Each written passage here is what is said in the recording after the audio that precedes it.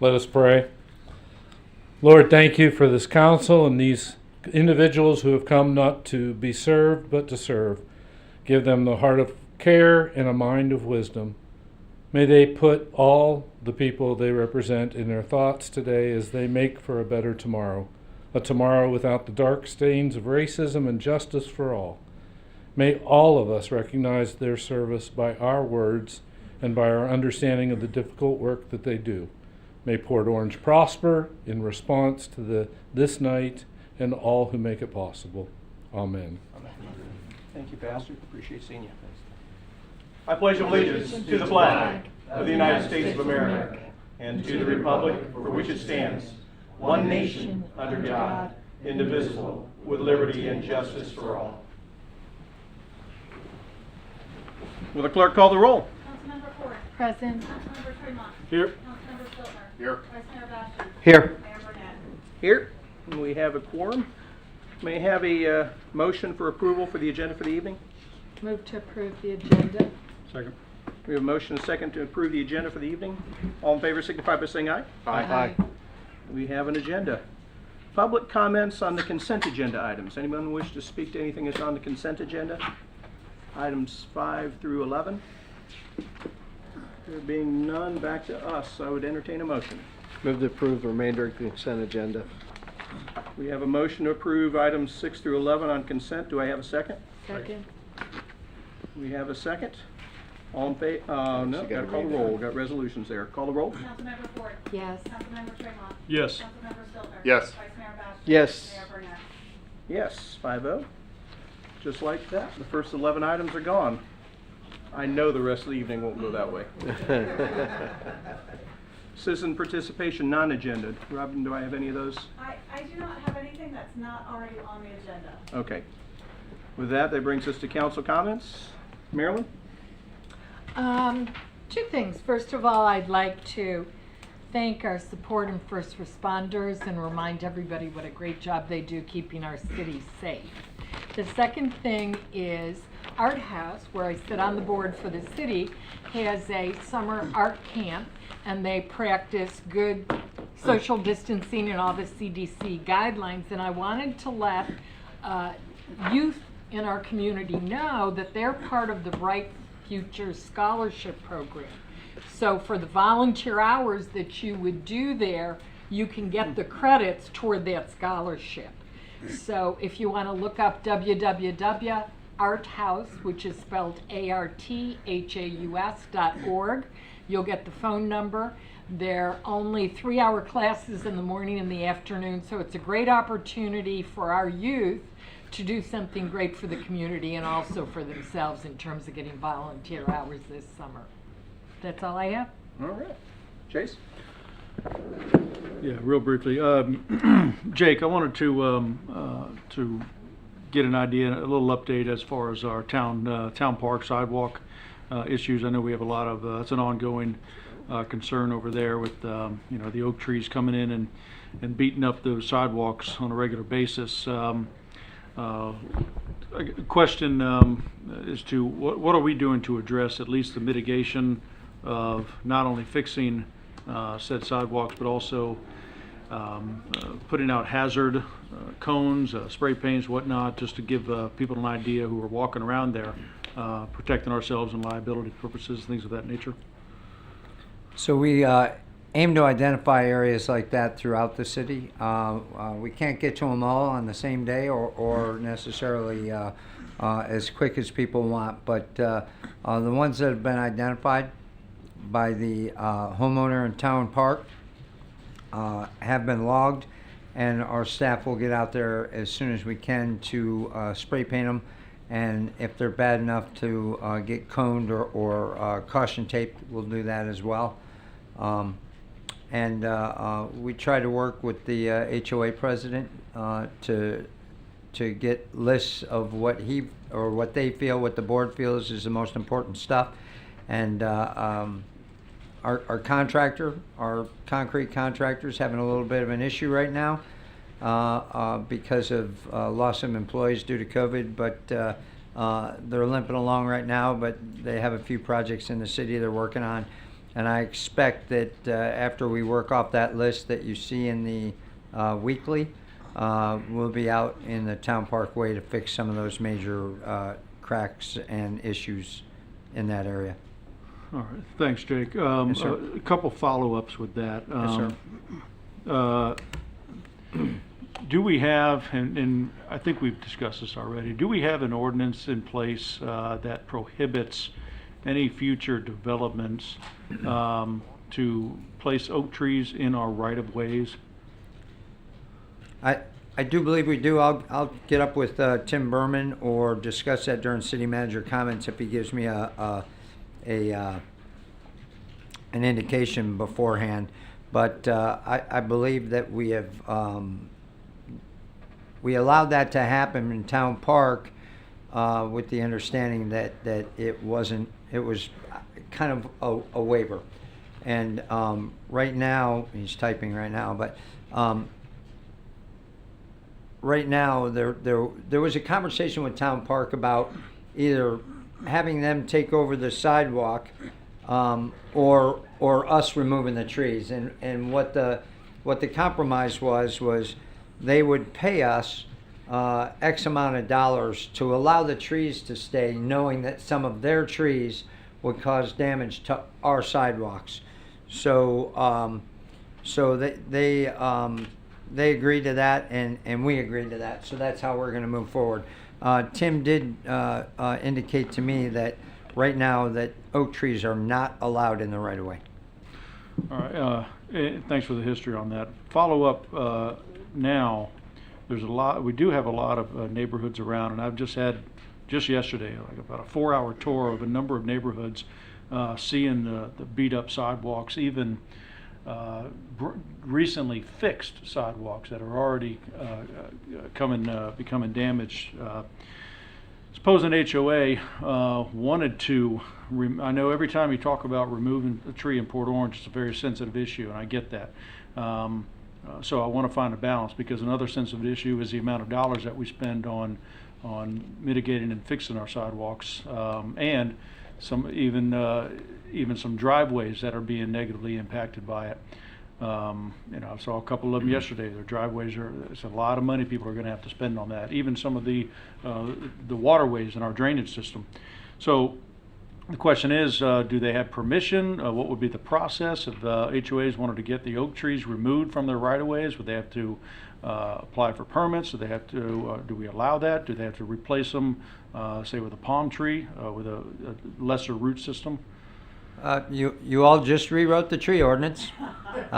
We had a first and second reading. It was pretty interesting conversation. So the short answer is the tree ordinance is the ordinance that determines what you have to do to make those changes, and that's available on our website if you want to read it, and you can call community development to find out what type of permits you need to remove whatever kind of tree you need to remove. But to make a long story even longer, I wouldn't cut down a tree without calling the city first after the last tree ordinance. There's a lot of stipulations on what you can and can't remove, especially when it comes to live oaks.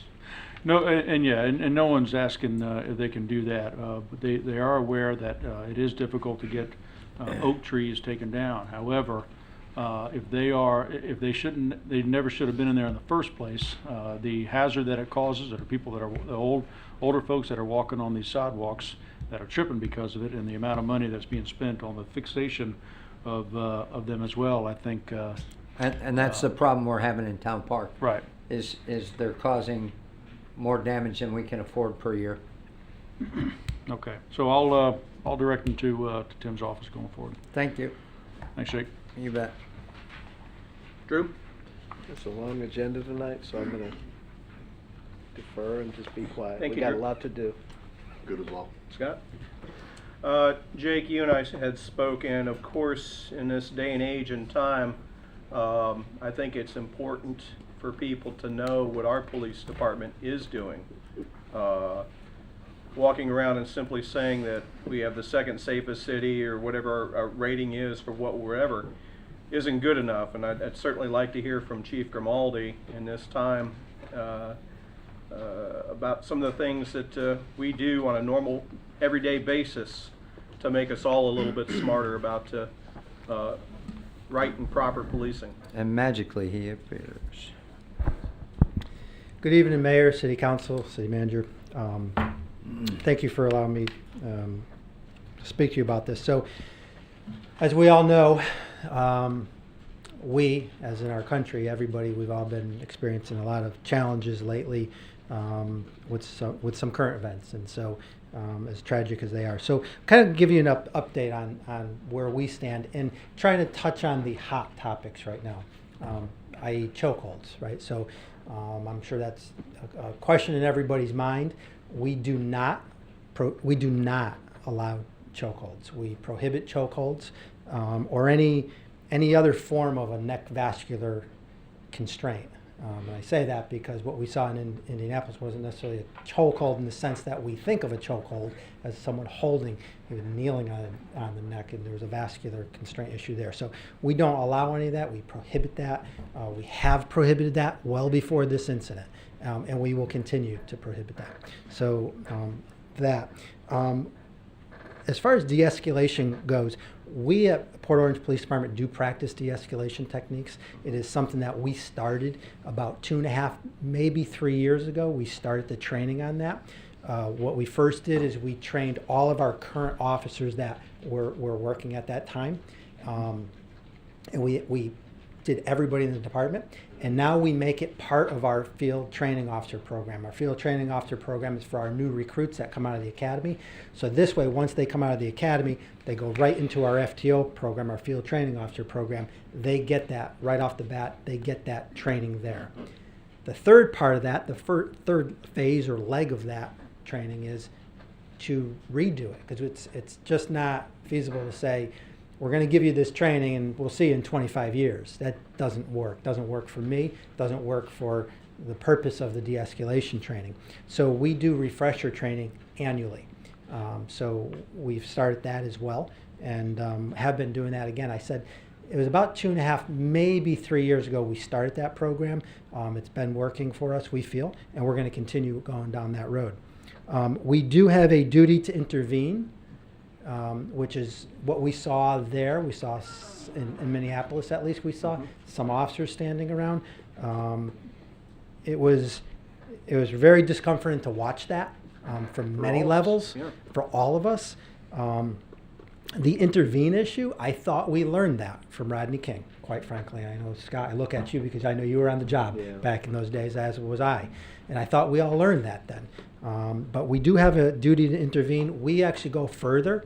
We have a duty to intervene and a duty to report it. Because if you don't report it, I can't fix it. If you intervene, but you don't tell a supervisor, and the supervisor isn't required to get it to the chief's office, our policy states that it shall be done before the end of the shift. So the report and the notification to my office will be done before the end of the shift. So there's no delay. And then we look at it and if internal investigation, if necessary, as typically they are. Bias police training. We do conduct that in our police department. It is a requirement in this state, in Florida. FDLE requires it once every 4 years. Port Orange, we do it once every year. We do it annually. So I just didn't think that FDLE was kind of new to me. As you know, I came from out of state. I didn't think once every 4 years was worthy of the topic. So we do it annually. So we do a little bit more than is required of us, but I think it's very well worth it for a refresher. And then the Volusia County Police Chiefs Association, which I'm the current president, we have been meeting with our local community groups to really start the dialogue. And we met last week and have other meetings scheduled, and really starting that dialogue to try to understand each other, really, because I think that's the first step, is we really need to do that. And so we are working towards that. I think there's a lot of changes. I know the president, I did not get a chance to review him today because today was my first day back from a short vacation. I did not get to all my what I wanted to get to. So I know the president of the United States came out with 3 topics that were being mandated. I didn't get to view them in their entirety. I kind of have an idea what they're about, but I'll get to those either tonight or tomorrow, and we'll move toward that. I think there's some opportunity here for some growth. I think there's some opportunity to learn, and quite frankly, I think to be better. And so that's what we're looking for, and that's what we do here in Port Orange. Every day, we try to be better, regardless if we're talking about these issues or any other issue. So I hope I was able to answer some of your questions. Again, this is a tough topic, no doubt, but something that needs to be said. My concern is that we're always constantly trying to improve, and I think that we've talked about in the past. We've talked about the importance of training, and I look forward to having a conversation with you and Jake again soon, because I want to be smarter about it as well. I want to be able to talk intelligently about what we do when people ask me, because, you know, quite frankly, there are a lot of departments in the city that I know some things about. The relevance of this right now, I need to be able to speak to it. And it helps me make better policy for the city when I know what's going on inside our departments and with our people. And I appreciate the opportunities to, you know, and I'd like to do some more ride-alongs. Those have been very helpful to me in the past. Yeah, so, you know, as far as training, we are anticipating, and just, we have a very good relationship with our local academy. So we're always on the horn with them and trying to determine, you know, what do you see coming? And certainly we all anticipate there's going to be more training. Some of it it's all going to be mandated. Some of it will be funded, some of it will be unfunded. We're looking at how we're going to achieve those things, and all of them are valuable. So we are looking at that, so we will hopefully have a better idea as time goes on with that. And lastly, I'd like to say, you know, some of these things that I talked about this evening is what our current administration has put in place. But I would like to say this, that when I came here 5 years ago, Port Orange Police Department was already a top quality police department before I ever arrived. And I think they have that reputation. I think they've always had that reputation of being a quality police department. Their training has always been very good. And I think, again, I'm just trying to carry that torch forward. Again, be better every day, looking for that opportunity to be better. But I want to say that I do think they've always been, and I think they've been a leader in this county. And quite frankly, I know it's a little bit biased, but I think they're the best police department in this county, and have been. So again, I'll probably get some phone calls from some chiefs tonight about that, but some disagreements. You may get some arguments, but that's okay. It's all good. It's all good. So No, I thank you for your appreciate time. it. Before you walk away, does anybody up here have any questions of the chief on the topic or anything else? No? Tom, thank you very much. Thank you, Thanks, Mayor. Chief. Thank you. Appreciate it. With that, board's appointment interviews and reports, Citizens Advisory Committee for TPO. Mr. Bobby Ball. Got a Bobby Ball sighting. You got a white mask, I've got a black mask. I don't know what the symbolism is here. Somebody gave it to me, so Okay. I'll go with that. Bobby Ball with the TPO, CAC for the TPO. Good to see everybody again. It's been a while, and I know you do have a full agenda, so I'll just be real brief. We are working through the LRTP process, so we have several different recommendations to carry forward to the board for approval of those types of items, as well as the TIP 5-year program, a couple modifications there, list of priority projects, and the public participation plan for the LRTP. So with that, I can go into specifics or find them if you want, but otherwise I'll keep it short. Any questions from Mr. Ball? None, Bobby. There you go. Appreciate it. Good to see you. Thank you. See you, Bob. Stay healthy, man. Environmental Advisory Board appointees. We've got 3 appointments. Of the 5 names that are applied on the list, I think the top 3 are currently serving and are up for reappointment. And we've got 2 additional ones. The resumes are attached. And at this point in time, I would like to open up the floor for nominations. I would like to nominate the 3 that are serving and willing to continue to serve us, Christine, Nancy, and John. Second. Christine Cunningham, John Macaluso, Nancy Vaughn. Yes. I have 3 nominations, and I heard a proper second. Second. And we have several proper seconds, I believe, at this point. Second. Yeah. Do I have any other nominations? No other nominations? Can I make a comment? You may make a comment. This is one of those, good problems to have, because we have 5 people for 3 spots, and we have 3 people that are serving currently and want to keep going, and 2 others that want to get in. And so, we have to decide, but this is one of those where, people are stepping up, and I like to see this. And it's, always difficult to not, allow somebody to come and do that, but the current board, I think, works together really well. And, they're getting some good things accomplished, and, they have that cohesiveness. So, I don't think at this time it would be, in our best interest to make a change right now. But it is, I appreciate that, 2 others have stepped up and thrown their name in. Any other comments? No, sir. I would just echo quickly what Drew said, that in the past, and nothing against anybody that's ever served on this particular board, but we haven't seen as much engagement that this board has had over the last couple of years. I mean, they have really been moved it forward. engaged and heavily involved and communicate with us very, very effectively, great briefings, and it's just really a good cohesive board right now. Been proactive that we instead of need, reactive. That we need, so. I would also add to that and echo, you utilize a phrase you've used, an embarrassment of riches, the amount of people that want to serve. And I'd say to the people that are not being nominated, that you're not being nominated, it's just we're not taking anybody off that's already on, that's doing a terrific job. And I personally rely very heavily on our boards. I have very good conversations with our board members in Parks and Rec and environmental, golf, whatever issues coming before us. They're the eyes and ears out there that I get a good chunk of my information that helps me make policy decisions. Any other comments? There being none, I just will echo all that. And I think Christine and Nancy, I've had very good conversations with them. I pick on John, but he's sitting in the back of the room, so I I won't. see John. With that, nominations are closed. All in favor of reappointment of the 3 nominees signify by saying aye. Aye. Any opposed? Nobody wants to get hurt, huh? None in opposition. Special awards reports, recognition proclamation, Victoria Fallberg, First Step Shelter.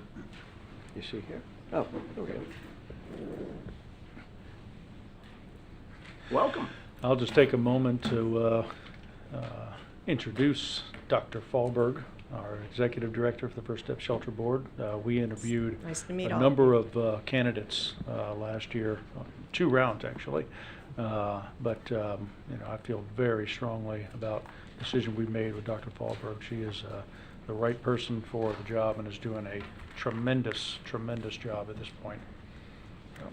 After that, there's nowhere to go but down, right? Yes. Welcome. The floor is yours. Well, thank you so much. And first, I just want to say thank you. I wasn't here in 2017, but I do recognize that y'all have already participated in supporting the shelter. And we're just really grateful for that. So I'm going to give you a presentation. I'm going to go quickly. I can see that that's kind of the mood here. And it's a good one, so I'll do the best I can. So this is a picture of the shelter, and currently we're undergoing kind of a renovation. So we have the safe zone going in. You all know what that is, right? Yes, ma'am. All right, so this platform here that you see is actually going to be where the safe zone is located. It's 20 feet, it's 30 feet by 40 feet. It will be covered with, it'll be like a pavilion. It'll be getting a roof on it and fencing around it. And then this little shack is a guard shack. So everybody going into the shelter, as well as into the safe zone, will be going through one entrance. So this is going to be our new entrance. Our clearance is going to be here. We already have a metal detector. If you look through the doorway and you look all the way through, you can see the doors to the shelter. So when you go through the shelter as it is right now, there is a metal detector, and we have a place where you put your stuff. And right now we're doing temperature checks because of the virus. And then we also go through and make sure that there's no weapons or contraband or anything. So this is our construction with the safe zone. It's hopeful that that this will be completed by August 2nd, but that's sort of a soft date. That's not a hard date. I'm hoping that my goal is it will be completely up and running by the end of August. And I think that that's reasonable. Okay, so these are just some pictures of some of our residents. I don't know if any of you take the Daytona News Journal, but we actually got the whole front page with, this last Sunday, which, like, you know, I'm sure you follow the shelter. We usually don't get good news coverage, so it was pretty exciting that we actually got something good for a change. But we have been working really hard, and it's really nice to see that we finally have some results. So this was the other person that was in the News Journal, Sabrina. And then another person that I'm just going to highlight here is Donna, who also, you know, you would be really surprised. I think that there's probably a lot of stereotypes out there of what homeless people are, and some people definitely fit into that category. But we also have a lot of people, I mean, we've had a number of people come through who've, like one young man was already in college, and we helped him continue that, and he's now housed, and he's continuing his college education. This young woman is going back to college. We helped her get a job, helped her get an apartment, so she's out now too. And so, I mean, we've had a lot of successes, which I'll talk a little bit more about that. But just what do we do at the shelter? We provide a lot of case management, which we provide a lot of kind of different services. Our whole goal is getting people back to self-sufficiency. So we provide case management services. We have our own health unit that was provided through Halifax and Advent Health. We have two nurses who work there, one nurse who's on duty every day, 12 hours a day, 6 days a week, which has been extremely important because people come in with an awful lot of physical and medical needs. We have a behavioral health group that we work with at SMA, so their crisis unit is right across the street from where we're located, which is out by the jail. And then we also work with their therapists, and they have like a alcohol treatment and drug treatment program, so we work with them. We give life skill classes, we help them with employment, and then of course we help our residents with housing. So far we've gotten 19 residents into housing. The most recent one was yesterday. And we've helped 38 of our residents to get into employment. The other thing I just want to highlight is that we help people get health insurance. So whether it's Medicare, Medicaid, or other kind of health insurance, it's one thing that we really focus on because number one, when they go out into the community, you know, people need health insurance. But the other thing is that a lot of these homeless people are a burden to our hospitals because they go in without any insurance, and so then the hospitals themselves have to pick up the costs. And so by helping these people get insurance, they no longer are that kind of a same burden for the hospitals. So these are the only services that I've listed, but there are just tons of other services, and if anybody's interested, I can talk some more about that. So how do we do our referral process? We have basic criteria. We have two groups that can do referrals. So first is law enforcement, of which Port Orange is part of that, and we welcome their referrals, and other referring entities, which are social services, hospitals, places of worship. And the criteria for entering the shelter, which is pretty broad, is for both. And so the criteria is you have to be over the age of 18, you have to be what we call, you can't be in need of being Baker acted or Marchman acted, which means you can't be a danger to yourself and you can't be a danger to other people. And so basically you have to be fairly sober, and we have to know that when you come in that you're not going to be a danger to other people or to yourself. People have to be able to be ambulatory, so it doesn't mean that you have to be able to walk, because we do have people who have walkers, and we would even take somebody in a wheelchair if they could take their own shower. So that's kind of where the rubber meets the road, because we don't have the staffing or the capacity to give the kind of care that somebody would give more in a nursing home. So we also don't take registered sex offenders, and we don't take people with open warrants, so we do a background screening on everybody who comes into the shelter just to be sure that there's no open warrants. But we do take people who have, past warrants, who've committed crimes in the past, but their warrants they've served their time, and so we will take people like that. So that's pretty much what our criteria is. We work with a lot of different community partners. You can see all of them here. And that's it. Thank you for your support. So if anybody has any questions? Well, what you need to do first off is put in a system where good news goes through you and the bad news goes through Chase. He's got big shoulders, he can handle it. Okay, I'll do that. Okay. Questions? We'll start this out, Scott. Just a quick one. The first slide, I think, the article was in the News Journal. She was listed as a graduate. What is the time involved in going through the average? Like, how average- long does it take? I would say the average is probably about 2.5 months.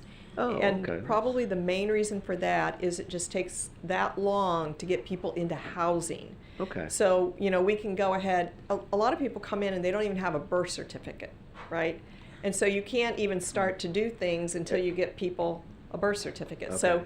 when they come in, we do require that they have some kind of an ID or if they have a social security number, we can trace it. But Okay. that doesn't mean they have a birth certificate, Yeah. right? So it just, everybody's very different, and it really depends if we can help people. We get a lot of people who come in and need SSDI. So in order to get into housing, you actually have to have income, right? I gotcha. And so some people have get disability, or most of them don't have it. But when they come in, we have to help them get it. That can take a few months. So Okay. even if they qualify, they have to wait for that. Some people come in and they have Social Security. Other people, we can help them file and get Social Security. So that's another form of income for the people who are a lot older. And then there's a lot of group of people who can work, right? And Okay. so those are the things that kind of take the time, is establishing an income and making sure they have a birth certificate, an identity. And those are the main things. If they work, it's sort of easier because then we don't have to look for subsidized housing, of course, depending on their income. But I'm sure you all know that here in this area, there's just a great lack of affordable housing. Yeah. And so, getting a voucher or other ways of getting into housing can be quite difficult. Understand. All those things take time, but I would say, we've been pretty, of the people who stick in the program and work with us, it's been pretty good, really. I Okay. mean, yeah. I love hearing Thank those you. stories. Look forward to hearing more of them. Marilyn?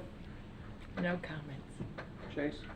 Yeah, just to wrap it up, Dr. Fallberg is very well aware of the importance of us being Pottinger compliant and getting the bang for the buck. That was the care that drew us in here. So she's worked very hard on getting the safe zone up and running. One of the reasons that I'd say the reason that the safe zone has been pushed out and drawn out for so long is because we had to go through Catholic Charities to get anything approved for that particular aspect of the shelter. That was not part of their contract in order to do that. So the only way they would do it was with a certain parameters of doing it, which has led us to where we're at now. Now with Catholic Charities stepping aside, Dr. Fallberg will have direct authority to carry out all the policy created by the board. Much less bureaucracy will be there going forward. Okay. We'll be a lot more efficient in our policy making and our implementation. So now we are moving full steam ahead. We will be compliant as a city in regard to that. I just want to thank you. I know that you were not with it from the beginning, but you've been a breath of fresh air from the time that you've come along. Chase took it on the chin. Our council was asked to put somebody on that board before it opened, and we were all frustrated.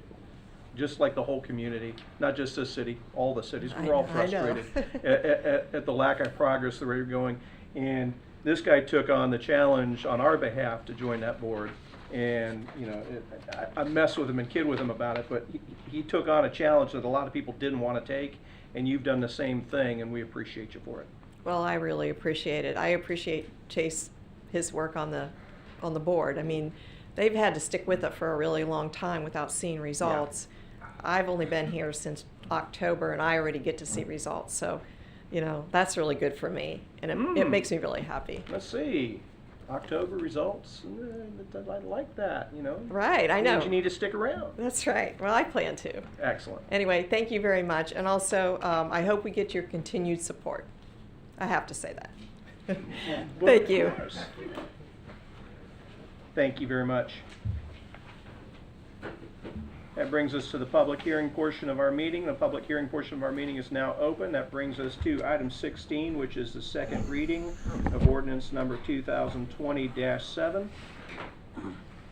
Ordinance number 2020-7 is an ordinance of the City of Port Orange, Volusia County, Florida, amending the Land Development Code, Chapters 2, 12, and 17, relating to definitions and interpretations, roads and vehicular use areas, and zoning district regulations, providing for repeal of conflicting ordinances, providing for severability, and providing for an effective date. Move to approve ordinance number 2020-7, amending chapters 2, 12, and 17 of the Land Development Code. Second. We have a motion, proper second. The item's open on the floor for discussion. Second reading, council. Questions? There being none, would anybody here care to speak to the item? Yeah. Come on up, Robert.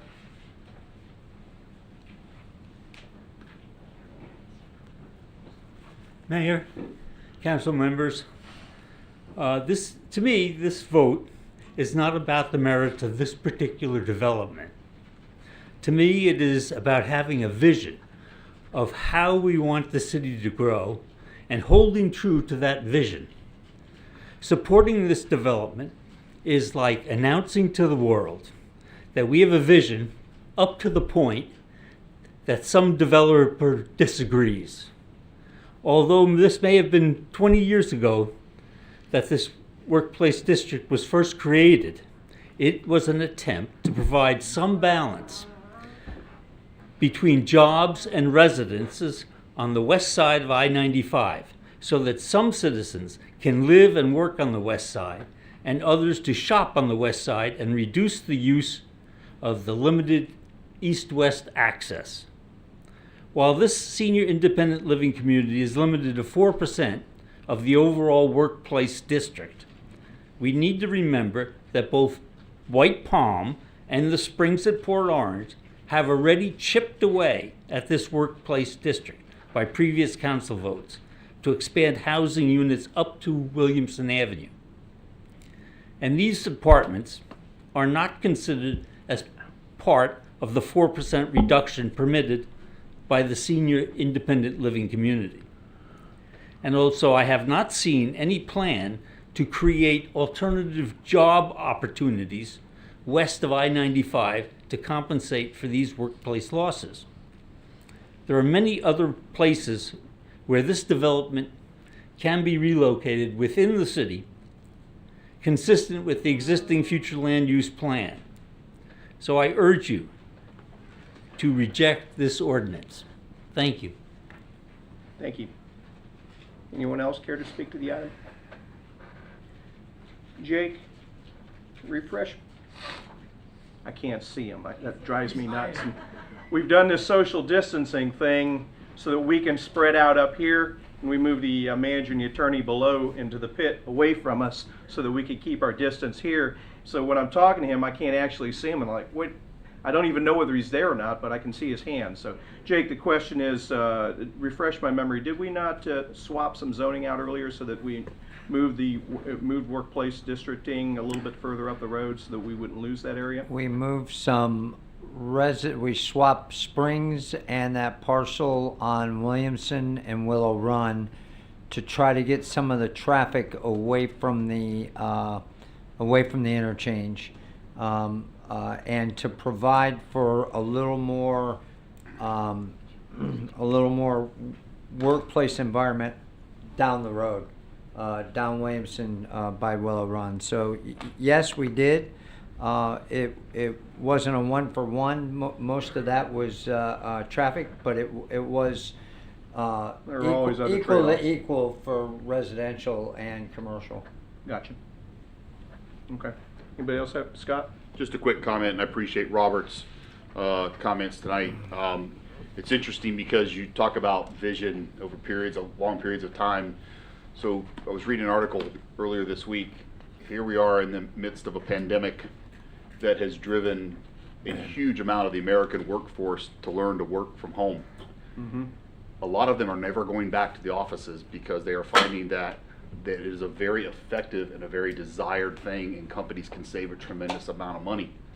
And so 20 years ago, I would not have imagined that anybody would have envisioned what we're seeing now. But even before this pandemic, the amount of workforce in the United States that's now working and telecommuting from home, it just continues to increase, and it's over 5% now of the total population of the workforce of the United States works from home.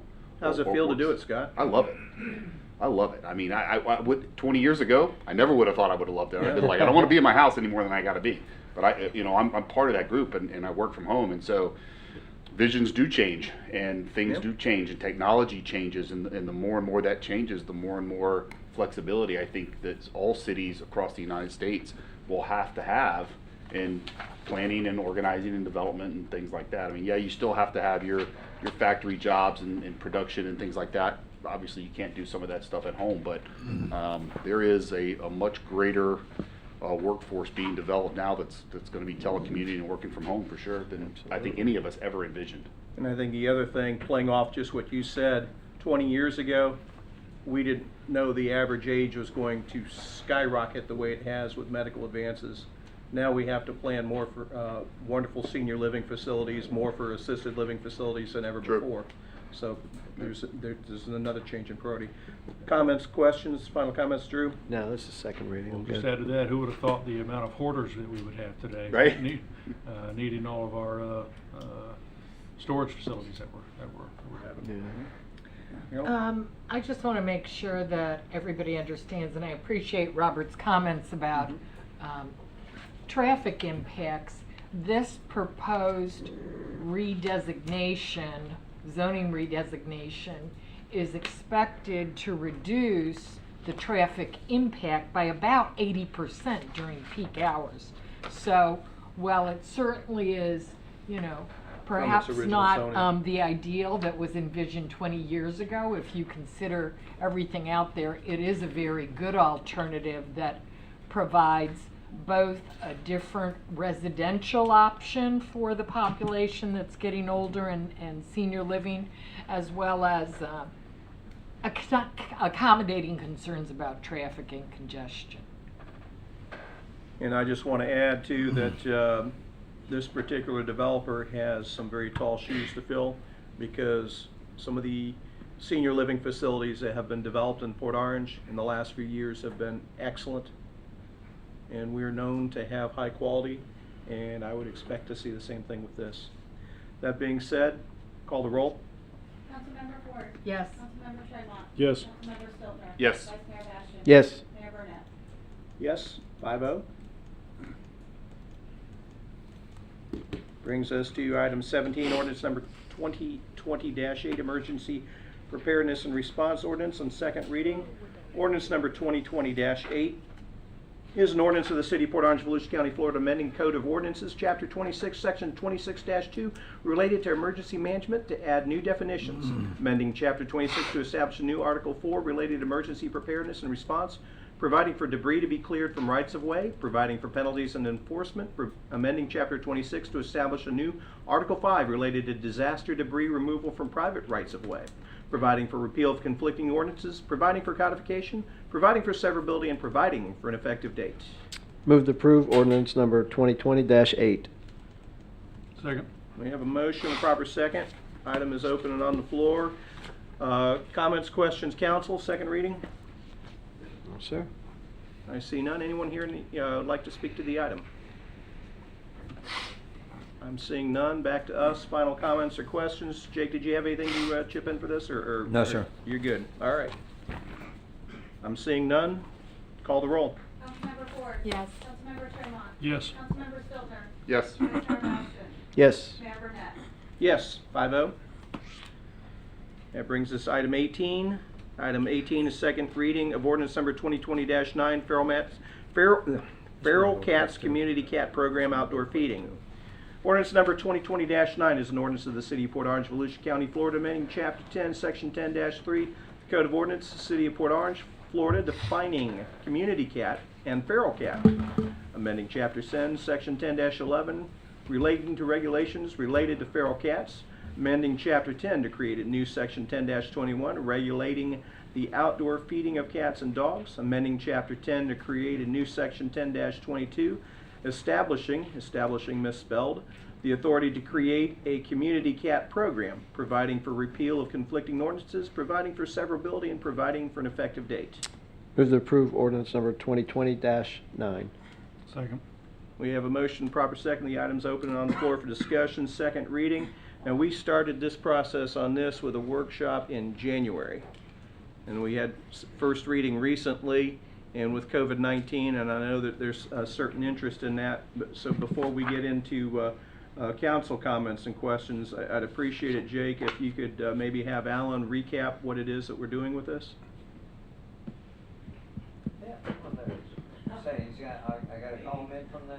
No, he's been paying attention. Alan Rosen, Assistant City Manager.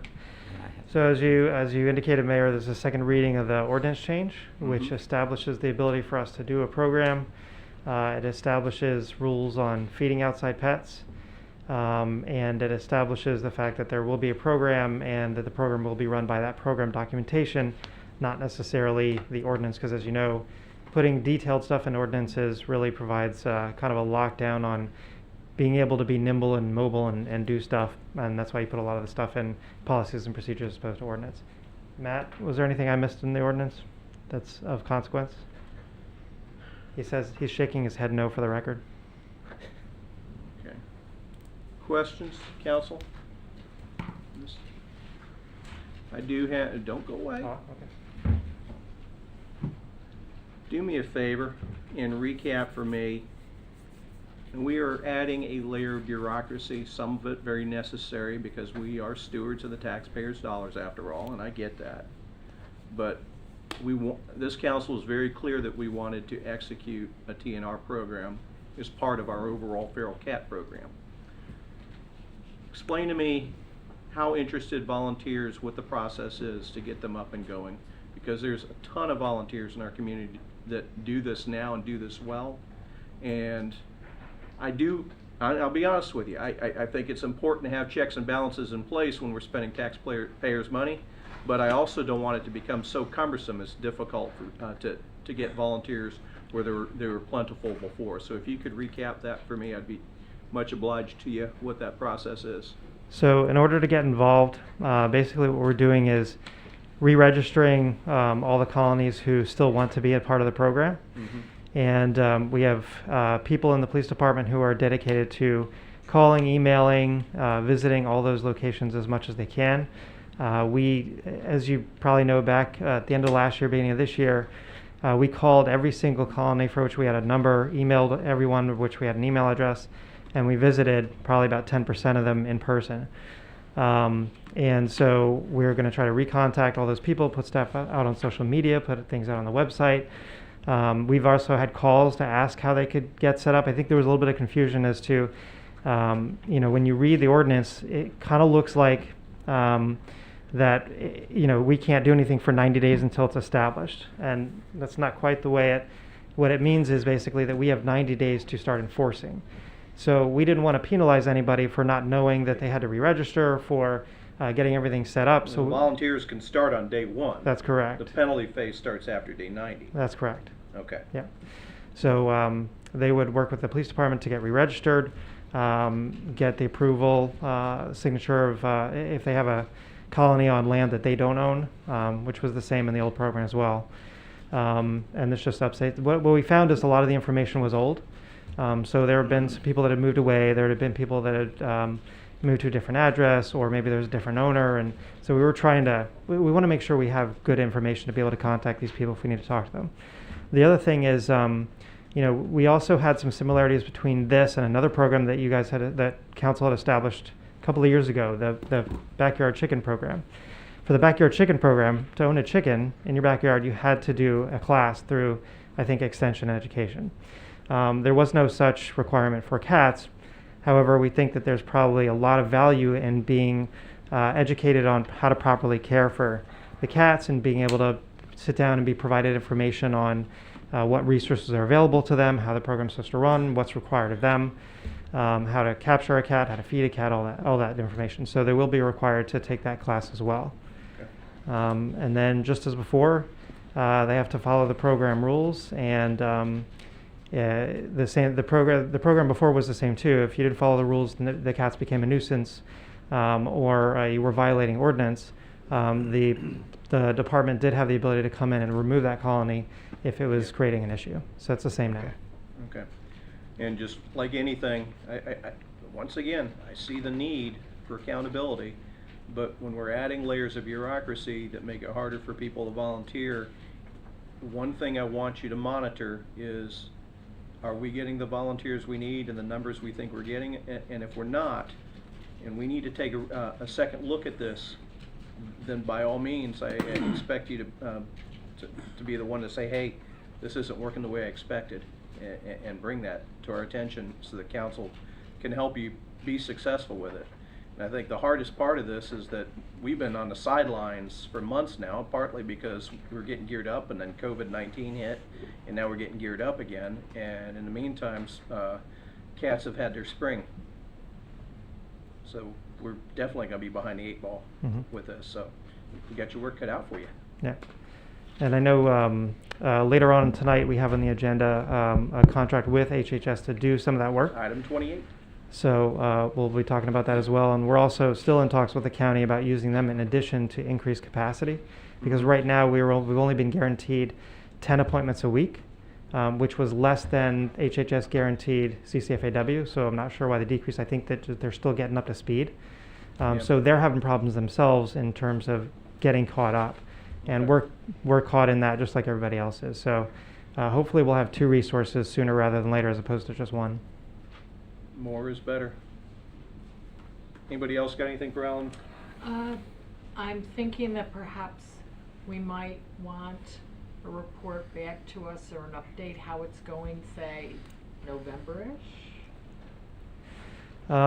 As part of the new program, I have to think, let's see, June, July, August, September, October, November, December, maybe December or January, because as part of the program, they have to do every 6 months, they have to do kind of a colony count. Well, but I'm thinking our concern progress about report. volunteers. Yeah. We don't want it to go too long, and given, I know I'm very concerned about this, I want to make sure that it works. I would like to know at least first quarter how it is going, and I wouldn't mind getting quarterly reports the first year Yeah. to make sure that it's on track.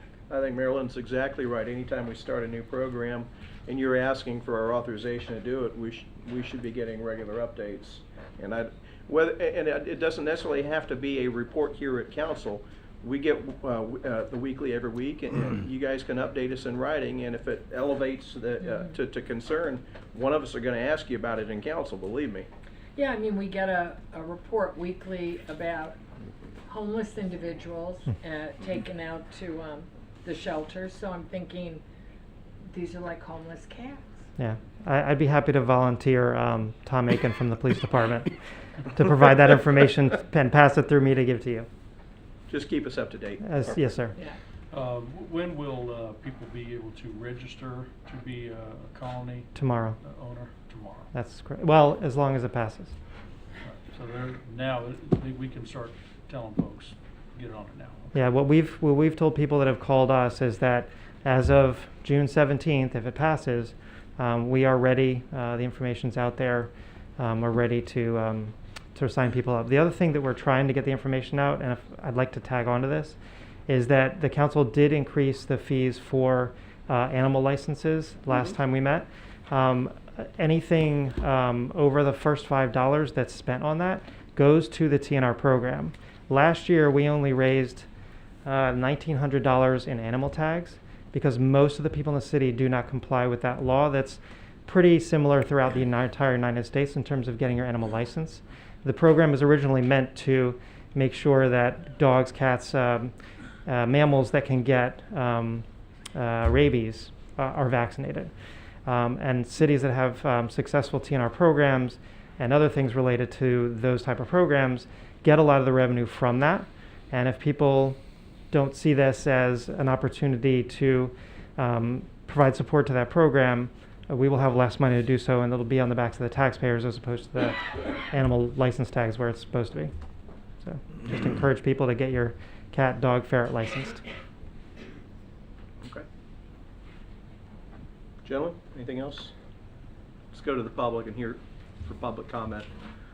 I know that we've got some written ones. We'll read those last. If anybody's here present that wants to speak to the item, now is the time. Mayor, there's some back there too that Okay. you can see, so. I wrote in, but I want to read mine, if I have time, I would like to add to it.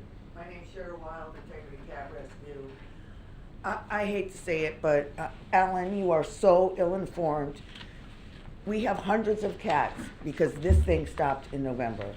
This is an outrage. You have TNR people outraged. You have rescues outraged. We already put out hundreds of dollars to help this city have less feral cats, and now we're being told, you pick up a kitten off the street, we're not paying you to fix it. So you know what? Those kittens are gonna stay out there. You can go trap it.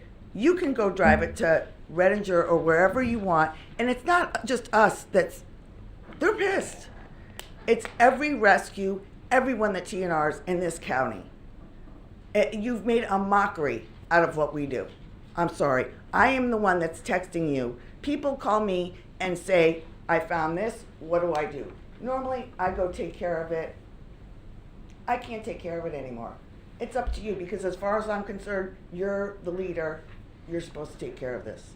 You are being ill-informed, which is terribly sad. So what I was going to say was, you wanted accountability. You have accounted most rescues and your most active TNR volunteers right out of helping the city. You have talked and treated us like we're trying to steal. You've got your accountability, now we want ours. Instead of holding yourselves accountable for hundreds of kittens being born within city limits since November, you not only stopped your volunteers from helping the situation, you've enraged everyone. Your total lack of forethought and empathy. Will you stop lawn mowing if you were going to change the lawn mowing ordinance? The grass would be up to here. You would not do that. These are live beings. You turned all of our work into a travesty. You did not take anything we said into consideration. Lieutenant Aiken's reply to my inquiry about the new program was a mockery created by your in-house expert. He calls himself an expert. The fact that the fee was originated in the ordinance was a dead giveaway. That line has been struck, I know, but the author of the ordinance clearly wanted volunteers to pay this city's TNR. What other volunteers do so much for this city, what other volunteers in this city do so much for this city and get such heartache and such runaround? None. You clearly do not understand TNR rescue, nor do you appreciate us or our work. And I look at Alan because I spoke to Alan. I know other people that have spoken to Alan. I know not one person that's happy with how he presented us to you. Thank you.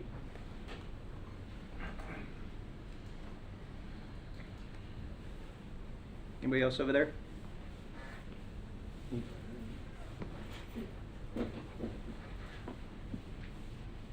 you, Jay. Yeah, I'll do it every time. I need them for my house. All right. Well, I wrote in, I'm Darlene Kochendorfer. I'm at 5571 Lancewood Drive in Port Orange. I wrote in, but I don't know if I made it in time, so I'm just going to read you what I wrote. Go ahead. Okay. To the mayor and council. It seems that the latest rumor going around is the belief that the city, that those of us in rescue are capitalizing on the city's $40 expenditure for the spay, neuter of the friendly strays and multitude of kittens that we take in. Nothing could be further from the truth. $40 is a drop in the bucket compared to what we spend. While I understand the need for governmental accountability, personally I'm offended by the mere suggestion that I or others in rescue are somehow dishonest or ripping you off. I will remind you that my expenses in 2019 exceeded $5,000. If this is capitalizing, we're all doing it wrong.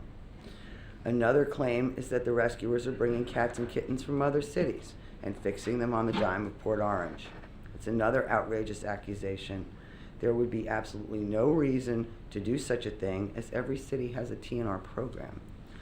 Most of the rescuing that I do takes place in Port Orange. If I assist another city, that city pays for the altering of those cats. There is no logic or motive for doing it any other way. If you are seeking accountability from a rescuer, I have 3+ years of detailed documentation indicating every cat, kitten that I've ever been involved with, fixed, fostered, where it came from, who paid spay and neuter, whether they were ear-tipped or microchipped, and where they are now. The element of major concern for many of us at this time is that there is no plan as to how to effectively and humanely remove the kittens and friendly cats off of our streets and provide them with permanent homes. Doing so is the core of TNR. Those kittens and strays are not our creation, but a direct result of a failed spay-neuter ordinance. And it's the city's responsibility, not ours. You have to remember, we are assisting you. Is the new plan to burden our local shelter? I hope not. They only have so much room in fosters, and it makes it impossible to take them all in. Your volunteer rescuers and caregivers are your biggest resource when it comes to a successful program, yet it appears you've managed to alienate them again and again. We are not the problem. We are a large part of the solution and management, and a resource that needs to be used wisely. The bottom line is this: a mother cat and 4 kittens will cost the city $200 no matter how you slice it. So it's time to take us seriously as the true partners that we have been to you this entire time. Leave any personality issues out of it. Be logical and do your fair share, because simply ear tipping a few cats and tossing them back is not going to fix your problem. We want to help you, and we've been helping you. Just work with us, please. Thanks. Thanks, darling. Anyone else?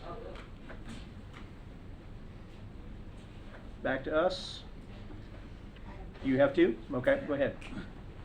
So Rebecca Buchanan wrote in, please continue the TNR program. This program is vital to residents to reduce the population of new kittens that can become pregnant at 4 to 6 months. The TNR program is the only humane way to manage feral cat populations. Trapping and feeding is done by volunteers. Please continue the TNR program. And then Pat Mihalik.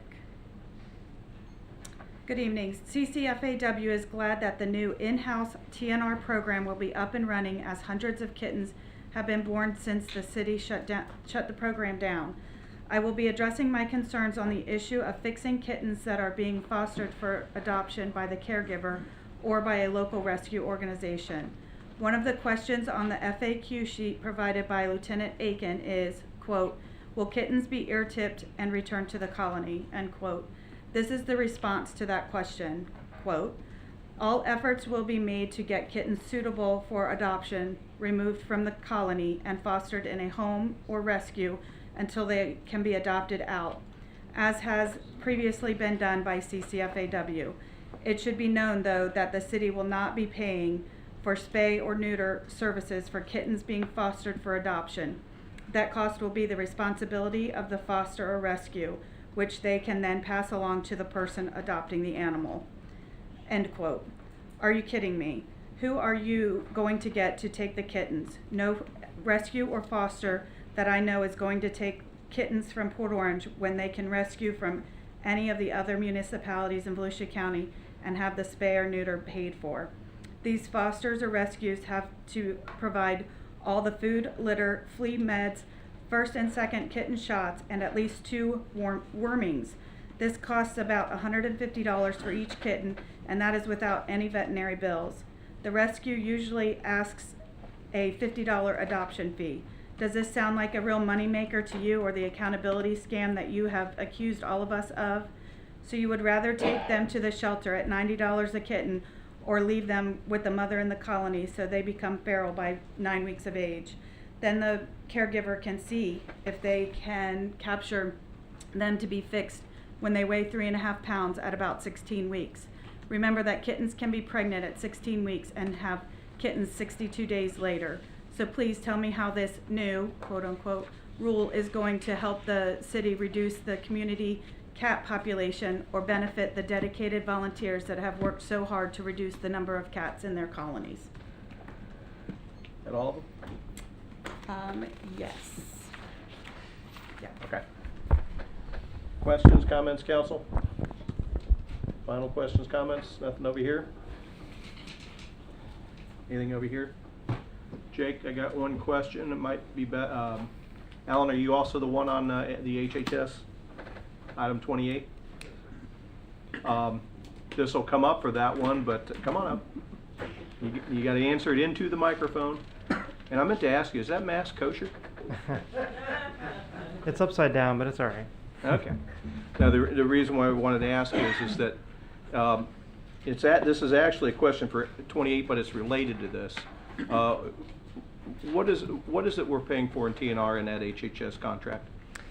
In the HHS contract, what you're paying for is spay neuter services at both the LPGA location and the Redinger location. Okay. And that includes vaccination and ear tip. And how much are we paying? Man, I knew you were gonna ask that. I think it's $45 per cat. Okay. Yeah. Find out for sure, and I'll ask it again when 28 comes up. Okay, sure. Thank you. Anything else? There being none? Mayor, Yes. I got a quick comment. I would make this offer, and I just want council to know to CCFAW is we are not opposed to TNR any cat that gets ear tipped. That's kind of our indicator that we've paid for an animal, and if it becomes return to field or it stays feral, that it's a neutered cat. That's the only way we can tell by visual that it's a neutered cat. I'm not opposed to neutering cats and allowing them to be adopted as long as we can ear tip them, because someday, even if they're adopted, they may end up feral. And if they end up feral, it will be peace of mind for my ACOs to be able to scan and go, that cat's been ear tipped, I don't have to worry about it. We discussed the microchip perspective, and it's too hard for our ACOs to sometimes get close enough to determine in a field or 2 or 3 cats whether the microchip cat has, in fact, which one it is and whether it's been neutered. So I'm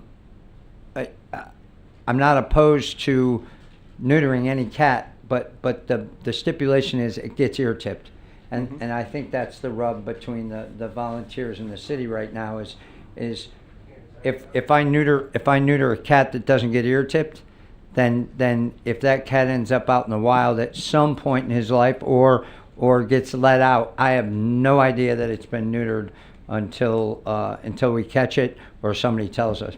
So that's the only thing. We will any cat that the city is offered up to bring, we will neuter it and ear tip it and give it back, and what happens to it is up to the recipient or the colony caregiver. Okay. Anything else? There being nothing, call the roll. Councilmember Ford. Yes. Councilmember Tremont. Yes. Councilmember Stillman. Yes. Vice Mayor Basham. Yes. Mayor Burnett. Yes. Go and do your TNR. Item 19, second reading of ordinance number 2020-10. Item 19, ordinance number 2020-10 is an ordinance of the City of Port Orange, Volusia County, Florida, amending Chapter 70 of the Code of Ordinances to establish a new Section 70-51 related to parking regulations, enforcement, and increased fine for parking at the Causeway Park, providing for repeal of conflicting ordinances, providing for codification, providing for severability, and providing for an effective date. Move to approve ordinance number 2020-10. Second.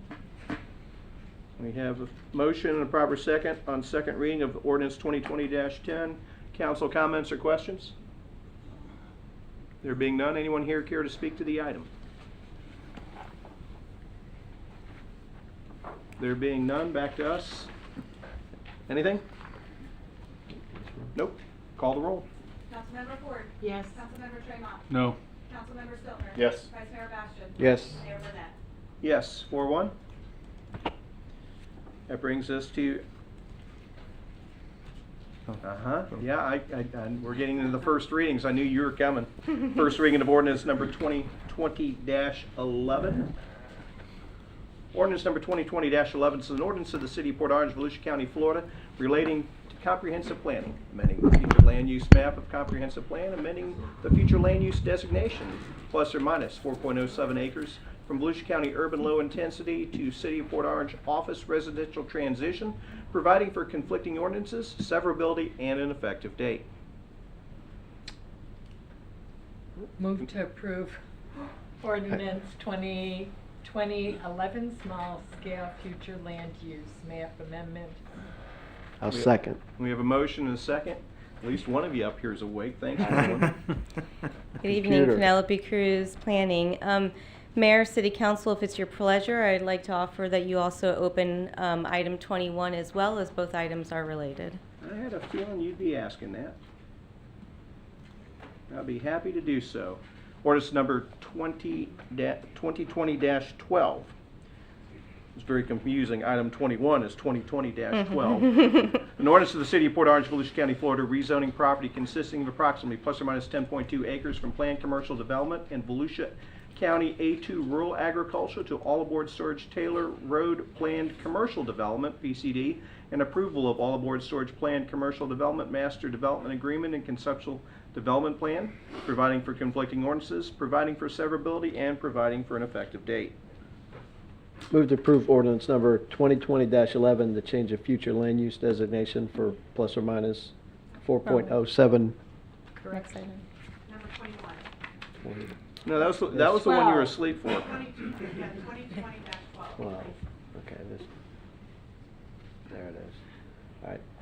My bad, sorry. Move to approve ordinance number 2020-12 to rezone plus or minus 10.2 acres from planned commercial development, PCD, and Volusia County A2 Rural Agriculture to all aboard storage Taylor Road, PCD, and approval of all aboard storage Taylor Road, PCD, master development agreement and conceptual development plan.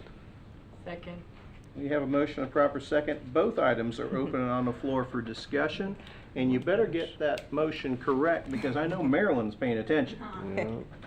Thank you. Good evening. Hey, Patty. So we have two items for you that are open this evening. The first one is a future land use amendment for the southernmost 4 acres of the overall property, which you see here shaded in kind of in a lighter blue color, and then for the overall 10-acre property, which you see outlined in the darker blue here for the PCD. The southern 4 acres were annexed into the city in January 2019, and at that annexation public hearing, the developer indicated that the intent was to include these southern 4 acres together with the northern 6 acres into a proposed all-aboard storage planned commercial development to be developed as a self-storage facility and offices similar to the all-aboard Westport storage that we have on Williamson Boulevard. Okay, there we go. The first item is a request to change the future land use for that southern 4 acres from urban low intensity, Volusia County urban low intensity to office residential transition. The northern 4 acres that were part of the overall proposed development have this same future land use category of office residential transition. You can see both would have that kind of pink color there. That was applied in the year 2000. And at that time, that designation was found to be consistent with the city's comprehensive plan and the surrounding area. So the current request before you today is similar as it relates to consistency with the comprehensive plan, state requirements, and compatibility of the surrounding area. The designation for the subject property fits the location criteria for that designation as it provides a variety of medium intensity uses. It's consistent with other existing uses located near the subject property, such as the Cracker Creek development, as well as the Crane Lakes Public Golf Course and Public Restaurant, Crane's Roost. It's located along Taylor Road, which is a designated arterial road. Now, although the theoretical maximum analysis for this small-scale future land use amendment shows an increase in infrastructure impacts, the actual impact is significantly less, or actually creates a decrease, when the proposed development of the overall site, the overall 10-acre site that was outlined, is evaluated. So staff's recommendation is for approval is based on the actual development proposed, which we're going to talk about in a minute here for a self-storage facility. So that brings us to the second item, which is the request to rezone that overall, and I apologize I didn't get a chance to outline the overall, but the overall, this request is for this property here, the 6 acres, to the north, as well as the 4 acres. So this overall 10-acre piece here. It's the request to rezone this property from planned commercial development and Volusia A2 to the all aboard storage Taylor Road planned commercial development, and approve the all aboard storage Taylor Road planned commercial development master development agreement and conceptual development plan. The 6 acres, the northern 6 acres here, already have a PCD zoning on it, but it does not have an active master development agreement. So that property was designated planned commercial development in the year 2000. It was previously approved for 2 medical office buildings for Halifax Hospital, which was approved for 43,800 square feet of development. That MDA has since expired in 2015. However, the property retains that office residential transition future land use, and it retains that PCD zoning just without an MDA. The southern 4 acres are the piece that was annexed in January 2019 that we were just talking about with the future land use amendment. It currently has that Volusia County A2 zoning on it.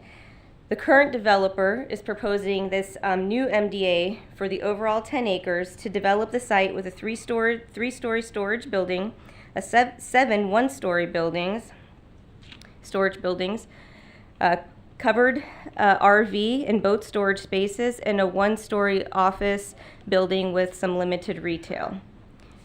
Just want to point out, as we were just discussing, that those northern 6 acres that currently have commercial zoning on them, and commercial future, that mixed-use office residential transition future land use, could be rezoned for a conventional zoning category such as professional office or office residential transition, and developed with usage that are much more intense and generate much more traffic than the current proposed self-storage development. So staff's recommendation of approval, again, is based on the actual request before us tonight of the self-storage facility, as they're not requesting any deviations from our land development code, and the proposed use would generate much less traffic than other uses that could go there. So if it's approved tonight, the proposed master development and conceptual development agreement plan would provide that regulatory framework for the development that you see here on the concept plan. This concept plan shows that general layout of the proposed storage buildings, future multi-tenant building, the covered RV and boat storage, which you can see kind of in the middle, shielded by the surrounding buildings, stormwater improvements, tree preservation buffers, sidewalks, transportation improvements, and access. The proposed dimensional requirements in the MDA are equal or greater than what's required by the Land Development Code for PCDs or similar commercial zoning. Mm-hmm. Landscape buffers meet or exceed what's required in the Land Development Code, with a 20-foot buffer here along Taylor Road, 25-foot buffer to the north, 20 to the east, and a 40-foot buffer along the south. The developer is also dedicating, you can see here in yellow, 60 feet of frontage along Taylor to Volusia County for the future widening of Taylor Road.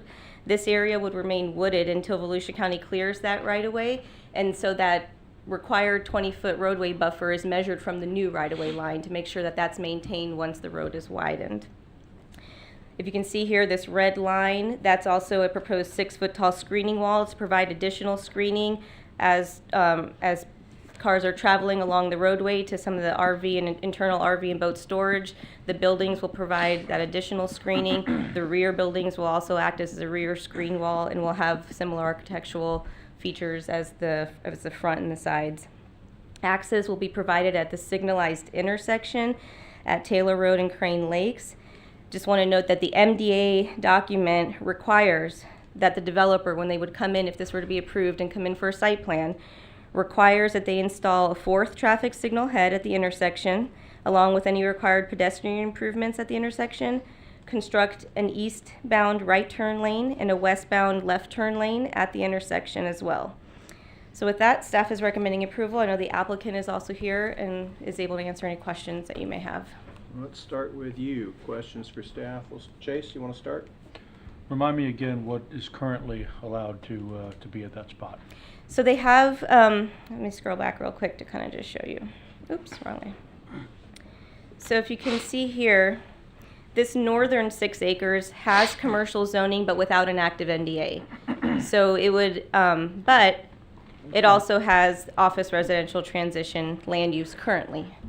So they would have to either, if this is not approved, they could apply for a conventional zoning category, which we are required by state law. If they have a future land use, we need to be able to provide them with a consistent and compatible zoning.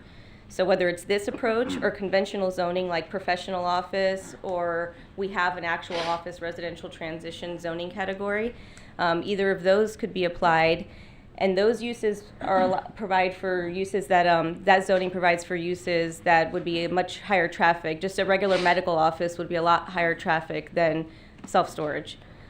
So that's what could be addressed now. The proposed request is for the self-storage, kind of similar to what you see at the Westport, the all aboard Westport storage on Williamson.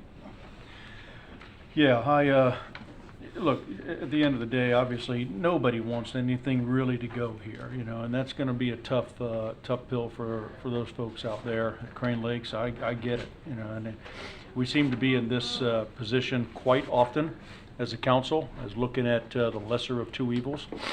And I've lived here since '84, and I've seen this thing grow, and I share the same exact sentiment. I hate how big it's gotten.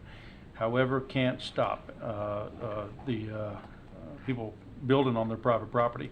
We get a lot of comments regarding the amount of rezoning that we do, and a lot of these comments are typically complaints and concerns. What happens, I believe, is a lot of folks think that, you know, when you rezone, that the world's falling apart and it's doing more damage. But in reality, this is no exception. Every single rezoning that I believe I've done we've been doing since I've been on council, at least to my recollection, have always been to reduce the current overall impact and density. And this is what the residents scream for, is smart growth, and I think that's exactly what we're doing. And I remember when it was a hot topic down in your neck of the woods, Scott, when that storage unit was going up. I haven't heard a lot of complaints since. Prior to that going up, of course, I'm not in that district. I don't know what you hear, but you know, when I drive down through there, I don't see the impact of traffic that some people were concerned over. So, again, this is one of those lesser of two evil votes for me. I'm in favor of reducing the level of impact that it will have, because it can be a lot worse, and we almost had a lot worse. So I hate being in a position where I have to settle, but at the end of the day, it's the right call. So I'm sure we'll say more about this, but I'll add to this point about smart growth, that, you know, every time, and we ought to be careful about this, because every time we implement in communities all across the country, when they implement open space laws and more restricted land development codes, and reduce, or what happens is, I'll save those comments for later on, but right now I'll support going forward. Okay. We got a ways to go on it. Drew? Couldn't agree with you more, Chase. This is, you know, you say the lesser of two evils or whatever, but this is something obviously that's necessary. You know, somebody wouldn't be making an investment in building a storage facility if it wouldn't be used. You know, you see it every day. You see open garages, and the garage is full of stuff, and the cars aren't parking in the garages; they're parking in the driveway. And you know, people just have more stuff and are collecting more stuff, and there's got to be a place to put it. So this is one of those where, you know, our job was to minimize the impact, and I think this will do that based on what you know it could be. So here's, like you said, another lesser of two evils vote. Marilyn? I don't have any questions. Scott? Just a general comment about the location area.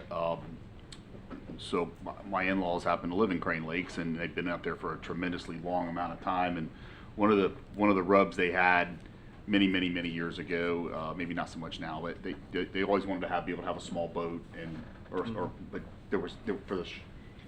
when the development was first built, there was empty land in the back that the developer owned, and they allowed it. And then, of course, as the growth got built up and the phases got built up, that got diminished, just went away. And so I know there's a ton of residents out there that have boats and RVs and or things like that they can't keep at their homes, that having something like that across the street. And it's ironic that this is coming to us, because I always thought that, you know, what a great place for the developer of Crane Lakes to buy the property across the street and put a privately owned, run by the HOA facility where you would have boat and RV storage and stuff like that directly across the street.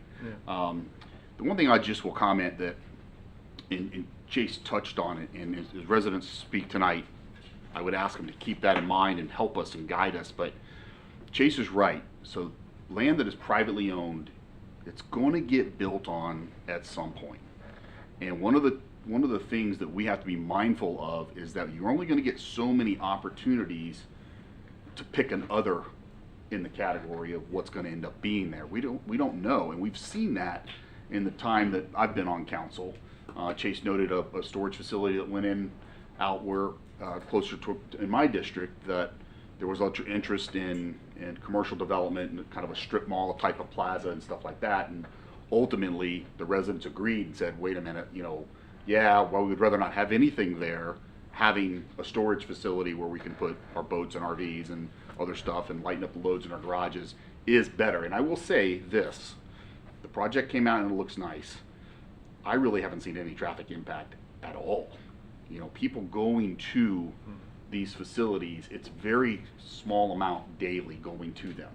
And the reason I bring that point up is because even though we fought for a while and we finally got the traffic light at Crane Lakes, which has been awesome, it's still an area of concern traffic-wise, because we don't have the widening. That's not forecasted. We know it'll happen someday, but it's not on plans. There is no plans to do that. There's no funding to do that. So in the near short term, that doesn't exist. Correct me if I'm wrong, Penelope, but so every time we look at areas out there to the west, I'm mindful of what's the impact right now. And so I do look for projects. I know we had another proposal for an apartment complex in this area. I didn't support it because I know what kind of impact that would be. Not that I don't think it would do well and that it would be full, I think it would. But it's just in looking at the impacts currently, and when I say currently, I'm talking next 5, 10, 15 years, because it could be 20 years down the road before Taylor Road gets widened out there. We don't know because it doesn't exist and the funding's not there. So those are just some thoughts that I have in general. You know, it's a beautiful piece of property. It is situated in a very desirable area. There is currently new development going on to the west of that. I think Crane Lakes is almost peaked out. They got a couple of small little things there in the front. They're finishing up, but you know, it's where the growth has kind of come to, and there's just not a lot of places left out there, and I get that as well. So those are just some thoughts as we think about this tonight. Scott, I think you made the observation that every time we have development and subdivisions, and we've got a ton of them that have been around a while, they have standards that don't allow storage. We're almost creating a demand artificially for such places. Or I think you made that observation last time we were talking about this. I had some questions about the intersection and the light. You can either address that, or we can wait and have the developer and his Whatever's traffic your person pleasure. do it. I know they have their traffic engineer here as Yeah, well. I see him there. So. All right, well, so let me wait and do that with them then. That's Why don't we bring them up?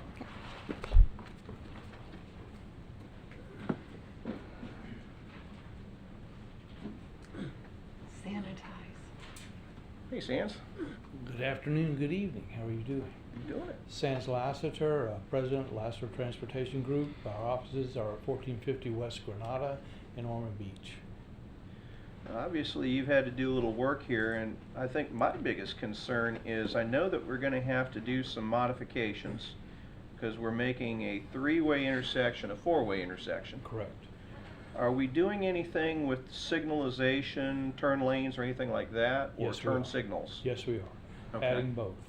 Heads to control the southeast leg of the intersection being added to this, as well as modifications to the signal to be able to control that movement as well. That's good to know, because I've had people ask me if that was going to happen. I said I'd bring that up tonight. Yes. Okay. Any other questions for Sands? Thank you all. Appreciate it. Come on up, Andy.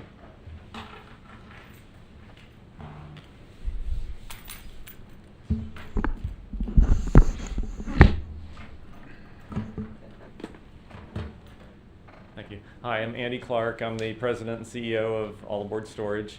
And yeah, I guess just a little background too is originally I bought the 6 acres there, and in order to have adequate buffering and stormwater, that's the reason why we added the other 4 acres to the property, so that we made sure that we, met all the city codes and everything. And so let's see, we also had a neighborhood meeting at Crane Lakes, and we tried to, there's a lot of people in attendance, and we tried to, address all the concerns, which were mainly traffic, and making sure we had adequate buffers, and making sure that the, that the building was going to look good. So we spent a lot of time working on the architecture and making sure that, basically it's going to have glass and kind of look more like an office building than a warehouse, and make sure that it's that it creates that fortress look where you can't see much of the inside. There's an easement to the back of the property for future development to the right of on the map, and so that property owner could potentially go through the property on this area right here that would be built by this property owner, so that this property owner wouldn't have to go out to Fern Park, is the reasoning behind that. Andy, I'm sorry, do you know how big that property is behind that? Rough. I would say it's probably about 20 acres. I think Cody knows that. Do you know? About 20 acres. Okay. Yeah, and I'm not affiliated with that property, gotcha. but we did swap some land. If you see on some of the photos that we had up, they gave me 40 feet along. We swapped some 40 feet of land along this right edge in order for them to have an easement to get out to Taylor someday.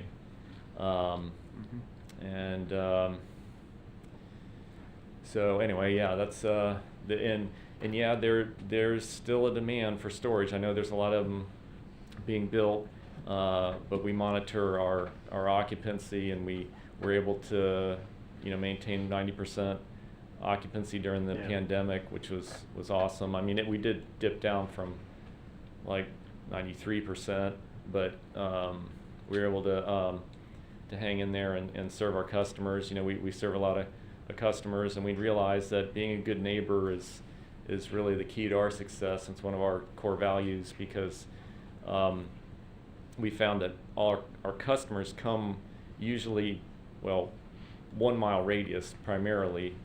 It's very neighborhood oriented. Our customers come a short distance, so we want to be a good neighbor, and we're trying to do everything we can to help out with the traffic there, and make it look good. So yeah, thank you. Questions? Andy, I'm just curious, what was the, I got the traffic thing definitely on all of our minds, but what was the feedback you got from residents about being able to have a facility across the street where they can have boats, RVs, all that kind of stuff? Yeah, a lot of people were interested in renting, from us.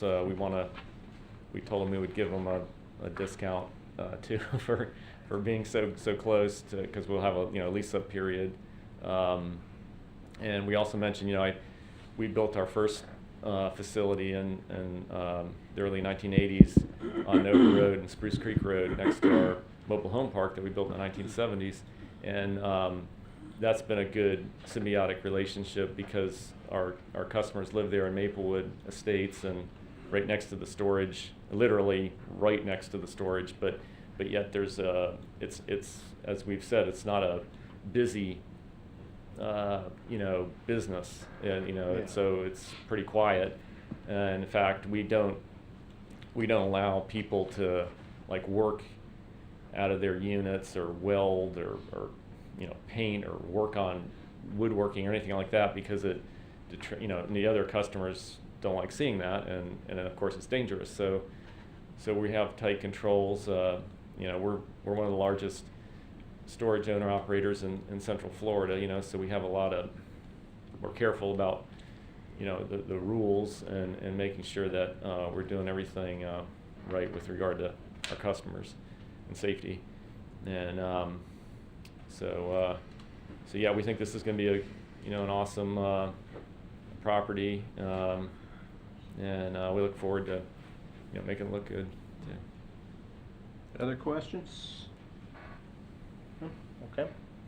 Thank you. Let's hear from the public. Who wants to go first? Come on, Tom.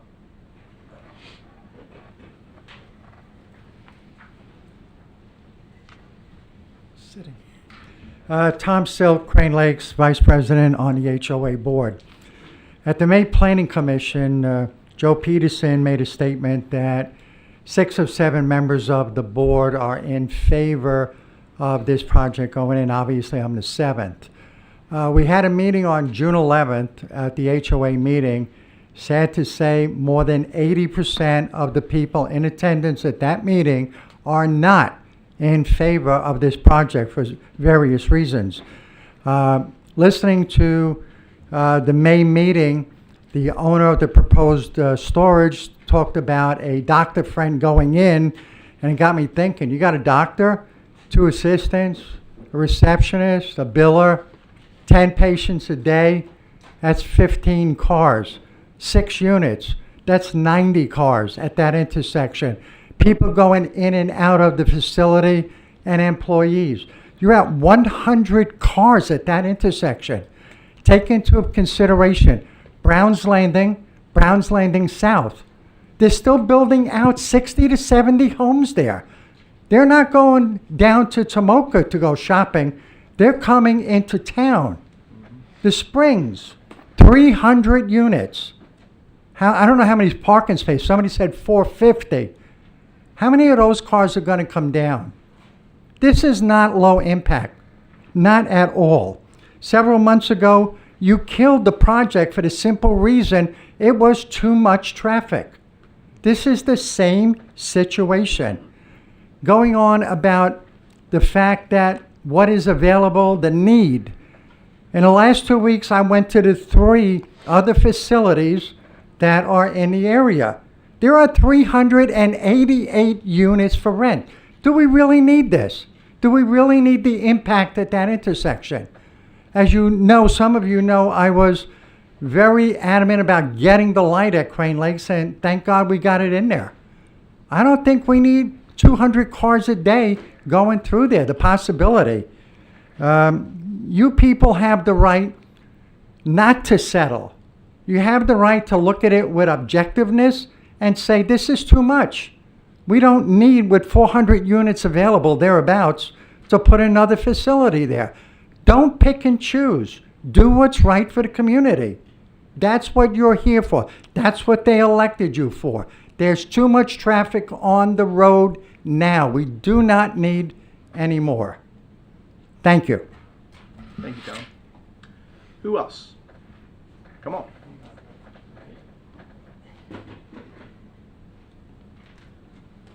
My name's Bill Hawkins. I live in Crane Lakes, and I was at the meeting when the all aboard storage people were there the first time. There were probably 200 people there, and I didn't get the idea that they were all in favor of it. So that's up for discussion, though. But the one that really bothers me is the 6,000 square feet of office/retail. that's 6 1,000 square foot. They could all be retail spaces, and they're 1,000 square feet. You can have several employees, a manager. You got to have janitorial people that come in and out of there, and then you've got all the customers that come in and out of there. I just think that's just too much traffic for something when it's going to be at least 20 years before they widen Taylor Road to the point that you get some more lanes. And until then, I just think it's too much traffic. As Tom said, you've got Brown's Landing coming in. You've got the other facility that's down there by, or development that's down there by Spruce Creek Fly-In, where they're building some more houses. And you know they're all going to come up this direction east. They're not going to go down to Tomoka Farms Road. So I really think we can look for something other to put in there than a storage facility. Plus you've got the boats and RVs. People that have a boat might want to use it every day on the weekend when the weather's nice, so they're on vacation. So there's more people going in and out of there. And what really scares me is he's ready to put a road in to go in that traffic light, go around the corner, and go to a development down behind it if that ever gets built.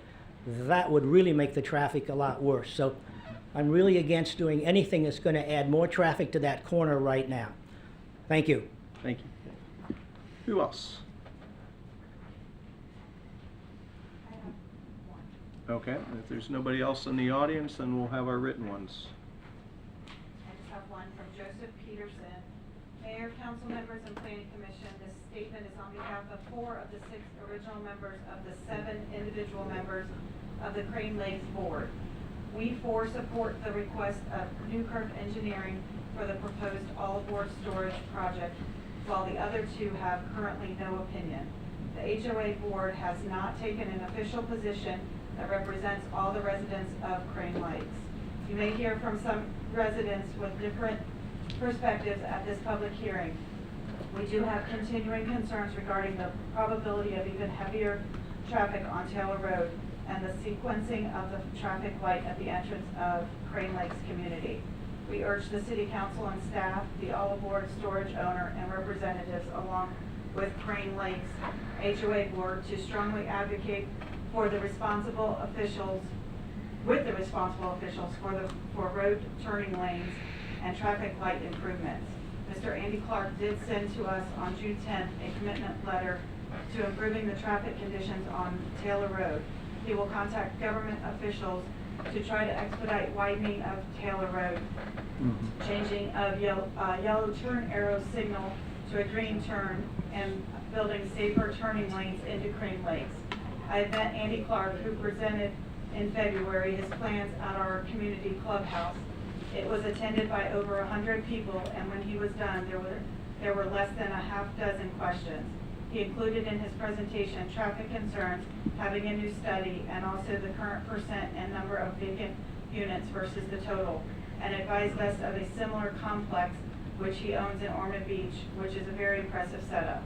We trust Andy Clark will do the best for our community. Joe Peterson, Linda Nesbitt, Sharon Summer, and Margaret Smith. Okay. That's it? That's all I have. Comes back to us. Questions, comments, final comments? Anyone? Good to go. There being none, on ordinance number 2020-11, call the roll. Councilmember Ford. Yes. Councilmember Fremont. Yes. Councilmember Stiltner. Yes. Vice Mayor Bastian. Yes. Mayor Burnett. No, 4-1. On ordinance number 2020-12. Yeah, I'm consistent. I voted down the last one too. Councilmember Ford. Yes. Councilmember Fremont. Yes. Councilmember Stiltner. Yes. Vice Mayor Bastian. Yes. Mayor Burnett. No. 4-1. Now you're consistent. That brings us to item 22, ordinance number 2020-13.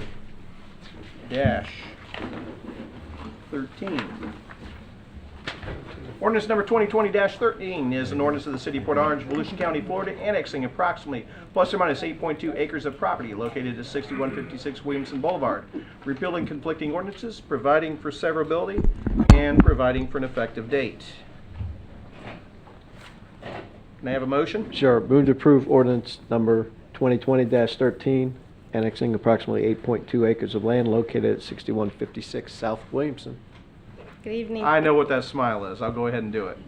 The next two. Yep. Yeah, thank you. Need a second? Second. You have a second. With that, I'm going to go ahead and open up item number 23 as well, because they are related.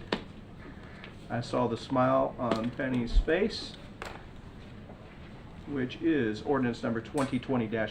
An ordinance of the City of Port Orange, Volusia County, Florida, relating to comprehensive planning, amending the future land use map of comprehensive plan, amending the future land use designation for plus or minus 8.2 acres from Volusia County urban low intensity to City of Port Orange rural transition 0 to 2 acres units per acre, providing for conflicting ordinances, severability, and an effective date. Move to approve ordinance number 2020-14. Second. We have a motion and proper second. Both items are open and on the floor for discussion, and it is all yours. Actually, if you would like to open the next Oh, item, we there's have actually one three more. related That's right. items on this one. Gotcha. One more. That smile was even bigger. That's all I kept Okay, saying. let's go ahead and do that. I think at Jake's staff meeting, he tells the department heads, listen, tell your staff when they go for it, open multiple items at a time. Put it on the- Confuse them. Item 24 is first reading of ordinance number 2020-15, an ordinance of the City of Port Orange, Volusia County, Florida, rezoning plus or minus 8.2 acres located at 6156 Williamson Boulevard from Volusia County Rural Agricultural A2 to City of Port Orange Government Public Use GPU, authorizing revision of the official zoning atlas and providing for an effective date. Move to approve ordinance number 2020-15. Second. We have a motion and a proper second. You don't often get a triple play like that. No, do you? I don't. No, I that's- don't. It's been a It's while. rare. with this. It's Yeah. very rare. Good evening again, Penelope Cruz Planning. So the subject property is located at 6156 South Williamson Boulevard. It is adjacent to the Cypress Creek Elementary as well as VIP Kennel and residential to the east and west across Williamson Boulevard. The first item before you is their request to annex the property into the City of Port Orange with the intent of developing it as a house of worship and fellowship center. So the second item is the request to change a future land use. When you annex property into the city, the Florida statutes require that you apply a city land use and zoning in order to have enforcement ability on that property. So this is this item before you here. It's for the property. It's approximately 8.2 acres. The request is to go from the Volusia County category of urban low intensity, which is a 0.2 to 4 units per acre, to a lower density category of the city rural transition 0 to 2 units per acre. So, and you might be wondering, why are we applying a residential category if their intent is to build a house of worship? The future land use element, policy 2.1.4, recognizes that public institutional uses are acceptable in a wide range of future land use designations where appropriate. This particular rural transition designation is proposed in order to ensure that only residential uses or an approved public institutional use could be developed on the subject site. So rather than applying like a commercial category. In this case, it's been determined that the development of a house of worship on the subject property is an appropriate public institutional use, as the property is accessible from Williamson Boulevard, which is an arterial roadway. It's adjacent to properties to the north and the south that are non-residential uses, and the property is large enough to provide sufficient buffers to the adjacent residential uses. The third item is the request to rezone the property from the Volusia County Category A2 to government public use. So based on the theoretical maximum analysis that was done with the proposed amendments, there is a net decrease in impacts to public infrastructure, and all public infrastructure has been determined to have available capacity. The staff did also analyze that impact analysis for what's actually proposed to be built on the site as the house of worship, and that analysis also showed a result in a decrease in impacts compared to the current category. As with all development, before anything can actually be developed on the property, they'll have to submit a site plan that'll go through the Staff Development Review Committee, technical review, have a detailed review to make sure it complies with the city's land development code and meets all concurrency regulations, and similar to other development, a traffic impact or traffic concurrency fair share agreement will come before you to address any impacts that are needed for their participation into those scheduled improvements, and they may also be required to build some particular improvements to help with mobility, such as like sidewalks and turn lanes and things like that. Staff is recommending approval. I know the applicants here would probably like to speak to it as well, so if you have any questions. I would think. Questions of staff? Yes. Penny, can you bring that last slide you got up there? I'm gonna reference it.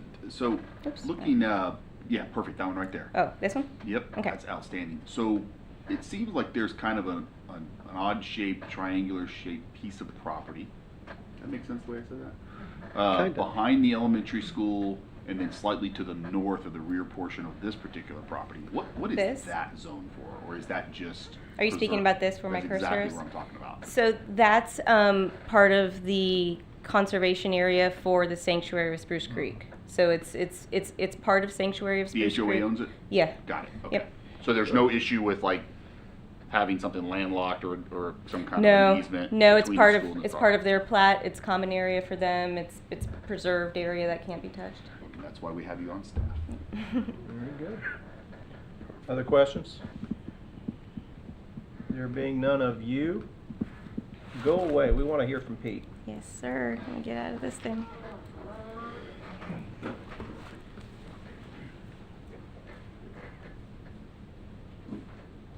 This has been a long time coming for you. Yes, sir. We've been at Spruce Creek High School setting up and tearing down. Every Sunday. Pete, do me a favor. Yes. Put your name into the record. Oh, for the clerk. Pete Kierstead. So, I appreciate that. Now, she can't yell at me. Okay, you got it. Every Sunday for 52 weeks a year, for going on our 8th anniversary this coming September, minus the COVID 3 months that we've been meeting online only. So yes, it's been a long time coming. I've got several hundreds of volunteers who set up and tear down every week as a part of our crew, and they will kiss your face if they don't have to move pipe and drape and tables and everything. Make sure they else. wear a mask when they do it. Hey man, whatever it takes. So yes, it's been a long time coming. Questions of the pastor? No questions, but I'll just say I've had just to highlight the service to the community for Thrive. I've had a number of opportunities to interact with Pastor. Unfortunately, it's usually at memorial services of some types, but I have been there to listen to a lot of his messages, and you really bring it home. You know. I'm excited that you've already been invested in this community. Your roots are here, and I'm happy to see brick and mortar go. You know, you've taken the long-term investment. You know, I've always, you know, when I was a pastor, we always asked ourselves as a church, what if we were taken out tomorrow, would our community miss us? You can always get another Bible study somewhere, you get worship somewhere else, and get that, but the impact that you have day in and day out in people's lives is irreplaceable. And when I was a teacher at Spruce Creek, you know, always heard through Thrive. You guys were a terrific partner with the schools, the gifts, the donations you guys received from your church, and you use it to give back into the community. Yes. This community certainly would have missed you. We are benefiting all the better with you planting firmly here now. So I couldn't be more pleased for you guys and to support this. Thank you. Sounds like you need to put him on staff. Yeah, absolutely. We love our community. We're involved in a lot of community service, and that has been while we are what almost I would call a flash mob church. We show up on Sunday, we're all there, but the only long-term impact we've been able to have is for those few hours on that Sunday morning when we're there present, and then we all are, you know, we've got a small office space. So for us to have a permanent facility to serve our community really is going to be a game changer for us and take our ability to serve to really new levels. Well, and what I like about it with your particular philosophy is that you don't measure your success by how many people come in the door, but how many you impact outside. And there's such a great need for facility usage for all sorts of purposes. Yeah. Whether people come to your church or not for a service, your doors are still open for people. I Yes. imagine they'll be well used, particularly in that neck of the woods. Thank you. All right, any other I just questions? want to make a brief comment. You made me laugh when you were talking about the setup process on Sunday mornings, because I'm a member of the church that uses the elementary school next to this property, and for over 8 years, I know exactly what you're talking about. Get there Friday night, try to set everything up, break it all down right after. It's tough, and it eats away at the fellowship time and a lot of the other aspects of it. So, but you guys have got a fabulous name in the community. Your whole congregation really does. And I agree with Chase. It's been a blessing to see several churches that have utilized the schools really grow and develop and now start to look for their own facilities so that they can continue to be, blessings in the community, and you guys will be a great fit. Thank you. In this area. And so the property location is one that really is a good fit for something like this too, because it's low impact, especially for traffic, especially Monday through Friday in the mornings when school's going in and out. Nobody's going to get to your facility during those periods of times, but on Sunday mornings, it's easy, right? So I mean, it's going to be a great fit for the traffic aspect of it, plus the property and stuff like that. Do you guys have kind of a timeline on construction? So you think you will try to go from Absolutely. beginning to end? 2 weeks. Well, the plan is phase 1. We get everything done to be in compliance so that we can move our offices onto the property. Gotcha. And then from there we will begin phase 2, which is the envisioning of what the future will look like for a house of worship. Year and a half, 2 years maybe. Okay. It's a very planned and slow process, though, because we want to do it right. We want to be here for a long time. Yeah. Good luck. Thank you. Pete, thank you very Thanks, much. Pete. Well, I think I know at least how 2 of you feel. Anyone here from the public want to speak to the item? There being none, final comments, questions, council? There being none, on item 22, ordinance number 2020-13, call the roll. Councilmember Ford. Yes. Councilmember Tremont. Yes. Councilmember Stiltner. Yes. Vice Mayor Bastian. Yes. Mayor Burnett. Yes, 5-0. On item 23, ordinance 2020-14, call the roll.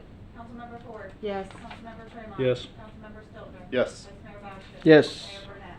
Yes, 5-0. And on item 24, the triple play, ordinance number 2020-15, call the roll. Councilmember Ford. Yes. Councilmember Tremont. Yes. Councilmember Stiltner. Yes. Vice Mayor Bastian. Yes. Mayor Burnett. Yes, 5-0. Good luck. Good luck.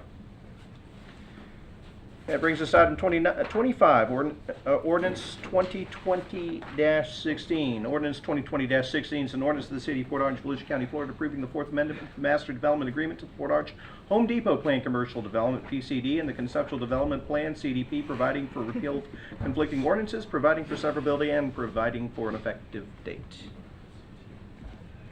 Move the approve. Go ahead. Move to approve ordinance number 2020-16.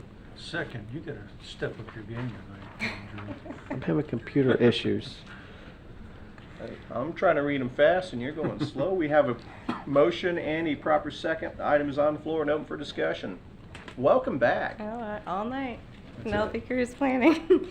All right, so the current Home Depot MDA states that they're not permitted to have any outdoor display or storage except for seasonal items, which is defined in their MDA as plant materials. So I'm sure we've all been out there, and it's not that, right? So it's grown over time, and that outdoor storage has expanded, and we've seen this similar kind of request about a month or so ago with Lowe's. However, as we discussed with Lowe's, the LDC does allow for outdoor storage as long as it's shown on an approved site plan. So that's why they're here before you tonight. In order to show it on an approved site plan, they have to amend their master development agreement. So this is a fourth amendment to the Home Depot MDA and concept plan. It addresses that outdoor storage and display of merchandise, establishes requirements for display of rental equipment and vehicles. It also identifies a general area for potential future expansion of the building, and addresses, on the behalf of the city, some flexibility with the city's use of our existing electronic message sign at City Center Parkway entrance. If this is approved, they will then follow up with their site plan submittal to identify these items on an approved site plan and become in compliance with the MDA and the Land Development Code. So the first part is that request for the outdoor display of merchandise. And in your packet, as well as on the screen, you can kind of see some of that color-coded area. And they're also, as part of that request, requesting to allow to have more than one of a particular product on display. So for example, you know, being familiar with this store and Lowe's, they sometimes have a few different grills or a few different lawnmowers out there to make it easier for people that are purchasing them to just load it up right there without having to transport that across the store, things like that. So that is a deviation that will come up. It's one of the policy issues. Right now, the Land Development Code allows for one of each product type like this to be displayed. So that's one thing that they are asking for, similar to what we approved with Lowe's, to have more than one of those. The next part is if you can see here where the yellow is, and then the orange. So this yellow area is where they're trying to plan ahead for a potential 2,000 square foot expansion to the store to create a tool rental center. And then in the orange, I lost my cursor, the orange here is also part of that tool rental center, but it's about 750 square feet, but more of an outdoor, screened outdoor tool rental center. So that's the next part. And then... That's north side of the building? Yes, sir. Yeah. Okay. Mm-hmm. And then the next part is on behalf of the city, as they were in there, their current MDA, when the city was working with them, when they originally set it up, has some very limiting language as to how we can use our message board sign. It limits it to only 2 lines of text. And so we've asked, as they're in here amending this MDA, if they could also make that language a little bit more flexible to just let it basically reflect what's allowed in the Land Development Code. So as codes change, we're hoping to be able to address some additional LED signage in the Land Development Code for public property to be able to provide some enhanced signage and communication for the general public.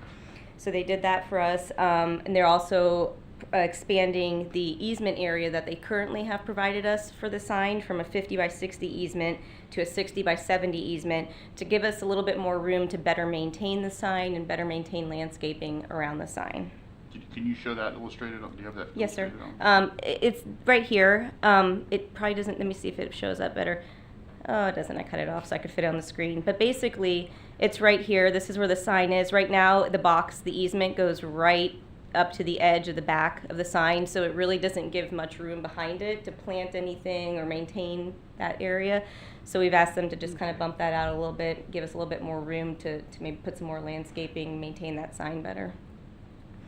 So as we discussed, there is that one policy issue for them requesting to be able to have more than one of particular products out there on display. That's the one thing, and again, this is similar to Lowe's. With that, staff is recommending approval and is here to answer any questions you have, and I believe the applicant's here as well.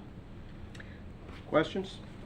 Go ahead. Yeah, I do have questions. Mm-hmm. Purple is at the south end of the building, and it's outdoor product storage, right? Yes. And the green. Here's my only concern. The north, I think, is really easy. And unfortunately, it was prompted by an observation yesterday at Lowe's where we permitted extended. And what happened is there's, just like here, it's so close to the drive, to the edge, you know, where it's connecting if you go out to either Volusia Memorial or, and a lot of people will come in and buzz by. It was like a traffic jam, and I'm just trying to do this through route so I can park and go into the garden center, and there were 3 cars and it was almost backed up to Yorktown. So that's my only sort of concern with this, that I think may create a traffic jam. I'm familiar right with what you're there. talking about at Yes. Lowe's. Yeah. They're not done with their building of their expansion area, so they can move that stuff that's kind of everywhere right now Okay. into that area. Okay. So they're still kind of in like a little bit havoc right now. Is this going to create a bottleneck? Is this Yeah. far? No, See, so- a lot of people buzz down, Yeah. and maybe it's not a bad thing that it would cut up bottleneck, because a lot of people blow through that stop sign down by the Tuffy.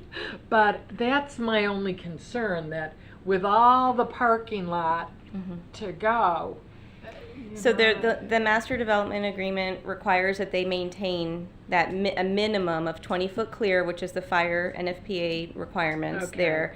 And so, and all this is now documented in their MDAs, so there's no issue, you know, as far as code enforcement going out and doing any kind of inspections.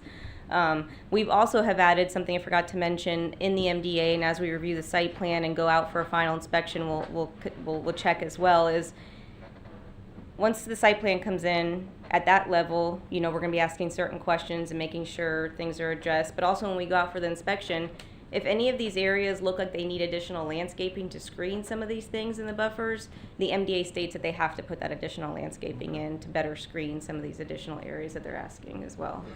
Well, I guess I'm less concerned with screening. I'm more concerned with how it creates a bottleneck. Well, they do, that's the area they use for Christmas trees. So that's an area that they've had practice with sealing off. And people don't actively park out in that area. But they are required to have that minimum 20-foot clear. That's for Okay. the fire trucks to get through, and minimum, you know, for traffic to get Okay. through. And again, if it does become an issue, we have clear standards now in the MDA for code enforcement to go out and enforce that. Okay. Didn't want to make it sound like I spend too much time at Home Depot or Lowe's. Well, but- I know where, you know, the sod is and everything else. I think it's a great idea to have the tool rental. Clear up some of the garages.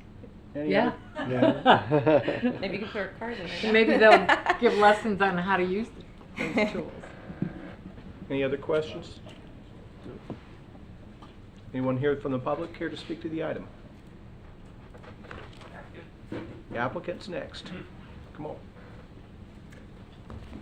Mr. Mayor, Council, Peter Van Rens, Kimley Horn and Associates on behalf of Home Depot.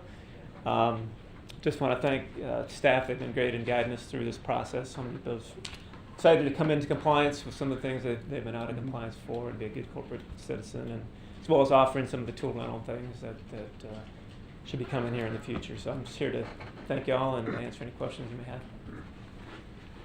One thing that you can pass back on my behalf is that for a home improvement store, it is nice to see, they were slacking for a while. But you go to a home improvement store and the upkeep of the landscaping was kind of, and it's glad. If I'm gonna go buy landscaping, I wanna see a well-landscaped store. Yes. And they've done a much better job of that. The parking lot, the whole 9 yards. Typically better at selling than maintaining. Absolutely. They've been making strides.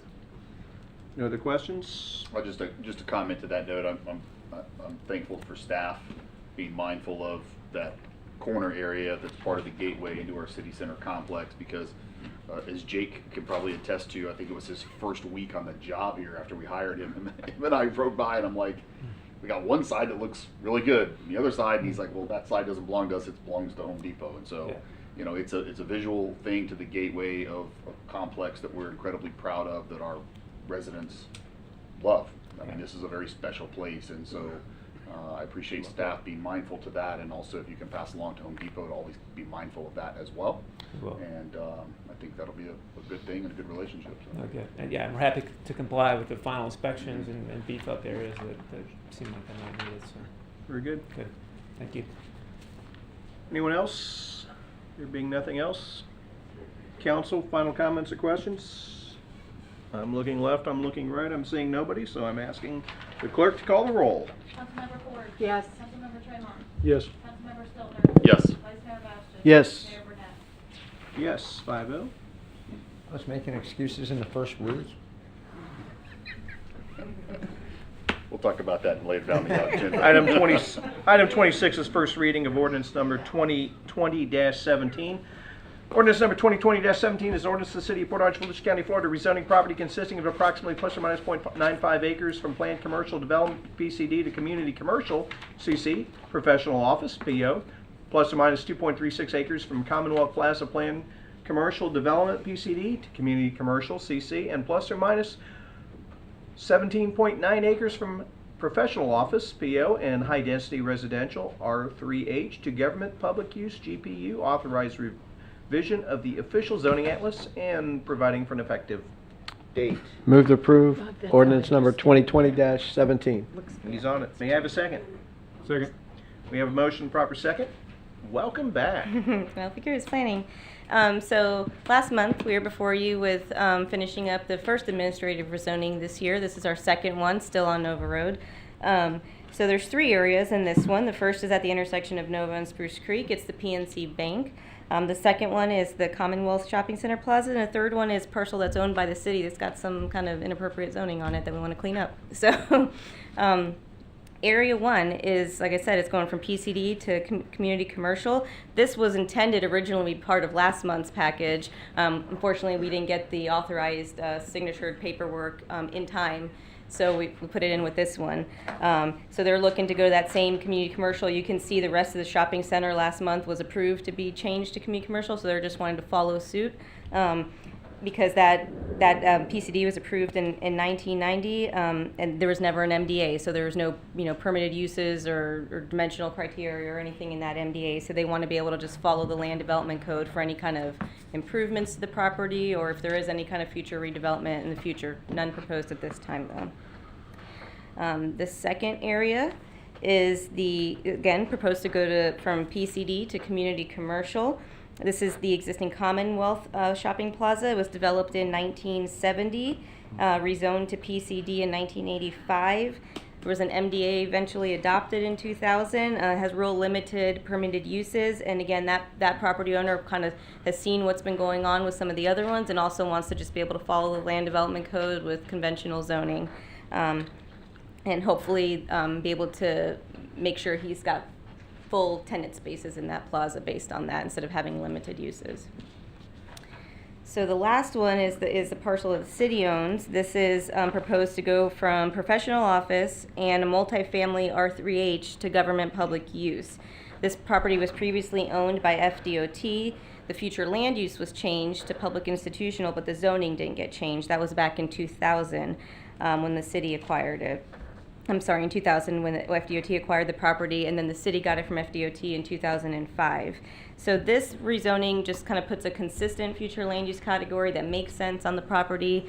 The property cannot be developed in the future. It's got easements on it for stormwater that prevent any kind of other development, so it just makes sense to put this GPU zoning category on it and kind of clean that up. So with that, just here to answer any questions you might have. Any questions? I don't have any questions. I will add a comment. First, I know why, Marilyn, you were twisting your Yeah, your map, because I'm looking at it I from a got it. different road. Same comment as earlier. This was my area growing up, and my mother still lives over off Spruce Creek at Hamlet, in the Hamlet subdivision. So I'm happy to see, and Scott said it very well earlier about being willing to adjust as time goes on, and to be able to get out in front. And we spend so much time on new development out on the west side, and we've talked for a number of years now on our ability to redevelop the east side. So I'm happy to see the opportunities presented over here. It's very good for this area. Any other questions or comments of staff? Anyone here from the public care to speak to the item? There being none, final comments, questions, council? There being none, the clerk call the roll. Councilmember Ford. Yes. Councilmember Tremont. Yes. Councilmember Stiltner. Yes. Vice Mayor Bastian. Yes. Mayor Burnett. Yes, 5-0. Item 27 is a agenda form. Recommended motions to move to approve the Altamira Shopping Village partial replat as recommended by the Planning Commission. May I have such said motion? Move to approve the Altamira Shopping Village partial replat as recommended. May I have a second? Second. The item is open, and we have a proper second with the motion. Mr. Tim Berman. Tim Berman, Community Development. This is kind of wrapping up a project that was approved about 8.5 years ago. This is essentially just establishing the lots of record for the Altamira Shopping Center. The concept plan was approved 8.5 years ago. It established the format that we'd be subdividing the property eventually. This is that final step of the plat to essentially create those lots that mimics what was approved in the concept plan. There is no development proposed as part of this. It's just establishing essentially lines on the maps there for those lot lines are. All requirements with the code and the NDA are still met, and staff is recommending approval. Any questions? None of us? Anyone here from the public care to speak to the item? Lee, if you have questions. Very good. No questions? Comes back to us. No comments, final comments? Call the roll. Councilmember Ford. Yes. Councilmember Tremont. Yes. Councilmember Stolper. Yes. Vice Mayor Bastian. Yes. Mayor Burnett. Yes, 5-0. That closes one of the longer public hearing portions of a meeting that we've had in quite a while. With that, we are well past the time when I wanted to take a recess, but we're in the middle of a public hearing, so we are in recess for 7 minutes.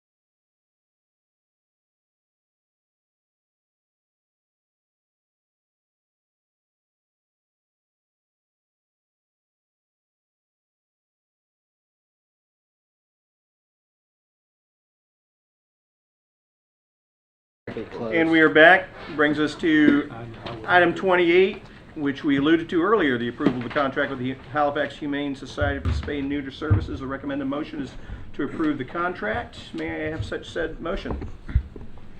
So moved. Second. We have a motion and a second to approve the contract with the Halifax Humane Society for Spay and Neuter Services. Mr. Alan Rosen is back. I still hope that that mask is kosher. You want to tell us about the contract, what it covers? So the contract is a multi-year contract. So for the rest of this year and for the next couple of years with HHS at both LPGA and Redinger locations. It will basically cost $45 for spay and neuter and vaccination. And if we do bring a cat that is unhealthy enough to survive the process, they will make that determination because we are not veterinarians. And they will charge us $40 to humanely euthanize that animal. That is the contract. Questions of Alan on the topic, council? They got everything open, full back open right now, as of now, or? The last I talked to them, I think they're still a little bit behind trying to catch up from when they were closed. Because before, looking at our average number of cats that we would send per week, it was somewhere between like 10 and 15 with an average of around 12. And I asked them, you know, how many appointments can we get a week per now? And basically the maximum they said that they could do right now for us is 10, which is lower than, you know, what had been done previously. But again, I think that's because they're still Those are catching up. conditions, that's not the norm. That is what I've been told is that is not the norm. Good. That we still have definitely at least 2 appointments per week, but hopefully the number that they are able to do per appointment will increase. And again, we're still trying to talk with the county about the possibility of using them as well, which will add to capacity. Okay. Keep going. No, go ahead. On that note, if you could at least have an initial conversation, watching a news release or a briefing earlier today from the governor, depending on how things developed with another wave or what happens, can we just make sure we have a communication with them that should they shut down again or have to cut back, we're clear on that, what you can and can't do and how we can communicate that daily as needed or whatever. So, because hopefully that won't come to be needed, but it may. Yeah. So. Marilyn, go ahead. Yeah, my question is, because I'm looking at the budget amount, if we are held to 10 appointments per week now through September 30th, what will it cost us? 10 times 45 times the number of weeks. Well, could somebody please do the Yeah, hang math on. for me? Because my question is related to that, and whether I vote for this or not will be dependent on that. Okay. We've budgeted. Half a year would be 11.7. 16 more weeks in the budget. Yeah, there is a cap in the contract. It's a not to exceed amount, and the money that we've already budgeted this money, we've got it in the budget for this year. It's in the budget for approval for next year. Well, I understand that, Yeah. but if the amount not to exceed $8,333 is Okay, not equivalent to the 10 appointments, Yeah, then that's why not are how that's not how we budgeted it. We took the 20 grand 20 and yeah. prorated that based on the previous year's No, budget. I understand, but I'm trying to get a fix on the dollars. Well, Maryland, 60 for the next 16 weeks that we Okay. have left at $450 a week, 7,200. 7,200, okay. that's what I was. Good, Yep. okay, so here's my second part of that. If in fact we have more kittens and we're $900 under the budgeted amount, Mhm. let's find some place to get the other kittens spayed and neutered. And if we can't do it at the county, I would propose we go to a private vet, even though it's more. I don't want to leave money on the table when we're talking about controlling a feral cat problem. You see where I'm going with that, council? And you see where I'm going with that, manager? I do. So I mean, let's so expend the original the dollars. the original request was last year before we unbudgeted it was 20 grand. What I think you're asking is to budget more if required. to Well- solve the feral cat problem. Right now, we're under the seven something that Scott mentioned at 8333. We will do our best to spend all that money if we can get more than 10. And as we get closer to the end of the year, if we need to go out and spend, let's say, $80 at a vet to get it done, we will gladly do that to work that down to zero. That shouldn't be a problem at all. That's what I'm saying, Yeah. and so then also if COVID comes back, Redinger may close, but the vets may private not. vets may still remain open. Let's solve the problem. Sure. We can take that into I'd account. be interested in, if Redinger closes and you say, oh my gosh, we're paying double, so we're gonna exhaust that budget, come back to council and tell us so that we can authorize the funds. Which goes to your point you made earlier about keeping us in the loop, so when those requests come to us, we're not surprised. We're more than willing to I mean, help. I Right, consider so- the kitties emergency. So this item and that operational option that operational option is a great option, and we will take that into account, but it doesn't change obviously the Halifax Humane Society. And to put that in Contract. perspective, the $20,000 is more than we've ever spent with Halifax in a year. So we've already actually increased the potential capability, although the cost has gone up. So it may even itself out. Well, I'm not concerned about next year yet, because we can do that during the budget. I'm concerned about what's in front of us.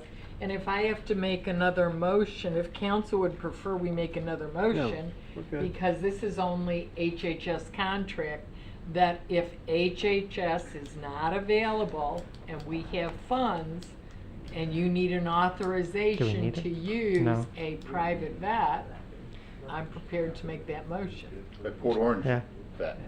Oh, yeah, that would be fine. Jake can make that decision. Well, it's not just sometimes a matter of money. There are some veterinarians who don't like dealing with feral cats. Yeah. So we'd have to talk to some of them, and then also.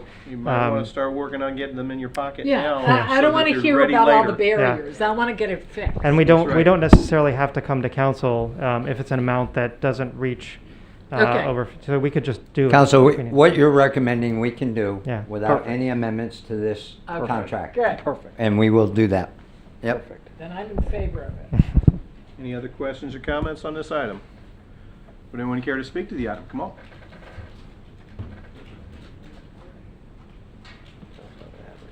Okay, I told you I was gonna make you mad.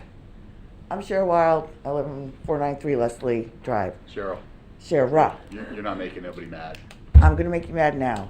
I find it highly offensive to whoever is saying to Alan, is this kosher, is that kosher? I'm also Jewish. In this day and time and age, you don't say that to anybody in a public forum. Okay? My personal opinion, I think it should Noted. count for Thank you. something. No, that's okay. Okay. And we're not the best of friends, but I get it. My personal opinion is you need a cat advocate. One of us, doesn't have to be me, doesn't have to be Darlene. I don't care who it is. Someone from the other side of the fence that knows the vets, that knows the situation, that knows what is needed to help you guys. I know Alan believes he's an expert. We know these people. We know how to jump through hoops.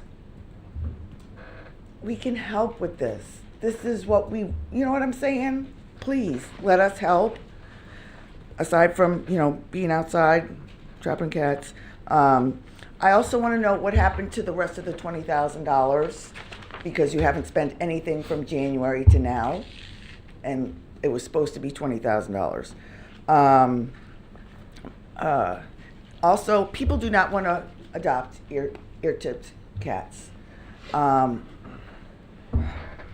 It's just Port Orange is the only one mandating that. Every other city and the county, if you do not get ear-tipped, you get microchipped. All the ACO has to do is wave a wand. They'll find the ear tip. They'll find the chip. The chip. My rescue is always in my name because I will always take them back. Most of them do that. So ear tipping to me is out of the question. Most of the kittens are brought to us at days old. They never set a foot outside. ACO should be scanning every cat anyway. They could be a lost cat. Simple as that. Not one of you stood up for us. Not one cat advocate citizen was involved or even asked to be involved in writing of this ordinance. You're talking about something that is our life. And nobody can take the time besides Alan to contact us, to sit and have a discussion. This Aiken, I've never spoken to him. How do I know he knows what he's talking about? I don't think that's proper. You have experts for everything else. This is a big problem. You need somebody. I feel your decision's already been made. So if it's going through like it's written, you're on your own, and I give out the mayor's number. That's all. Sherry, I just want to apologize to you. I was having fun with Alan because of the wildness of his mask. I didn't really give it a lot of thought. I know. And I'm going to apologize to Alan too. And a lot of people do that, and it's just. I never really thought of that, and you gave me something new to think about. I Yeah, appreciate it gets me because I'm Jewish too, so maybe I'm a little sensitive, but hey. Hand sanitizer? Oh. No handshaking. It's right there for you. I'll do it. And Alan, I think you know I was having a little fun. It was not meant to be at your expense, of But course. to me, it just, yeah. No, that's fine. If I don't mind being called out. If I've done something without thought, I want to be able to give it the thought. Okay, thank you. No worries. Who's next?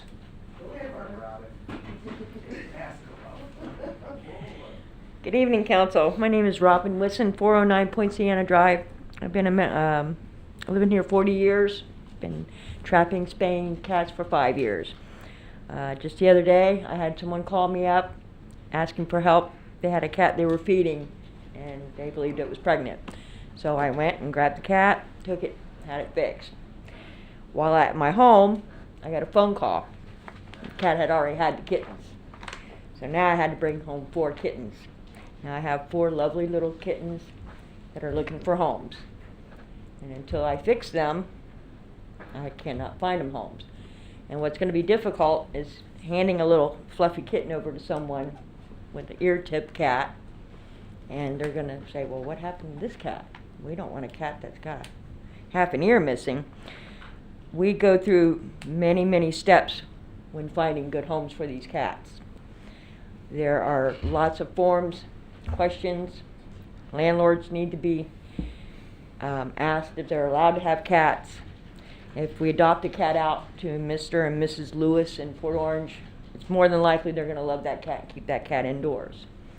I think the kittens, at least up to a year, 2 years, should not be ear-tipped if they're going to be rehomed.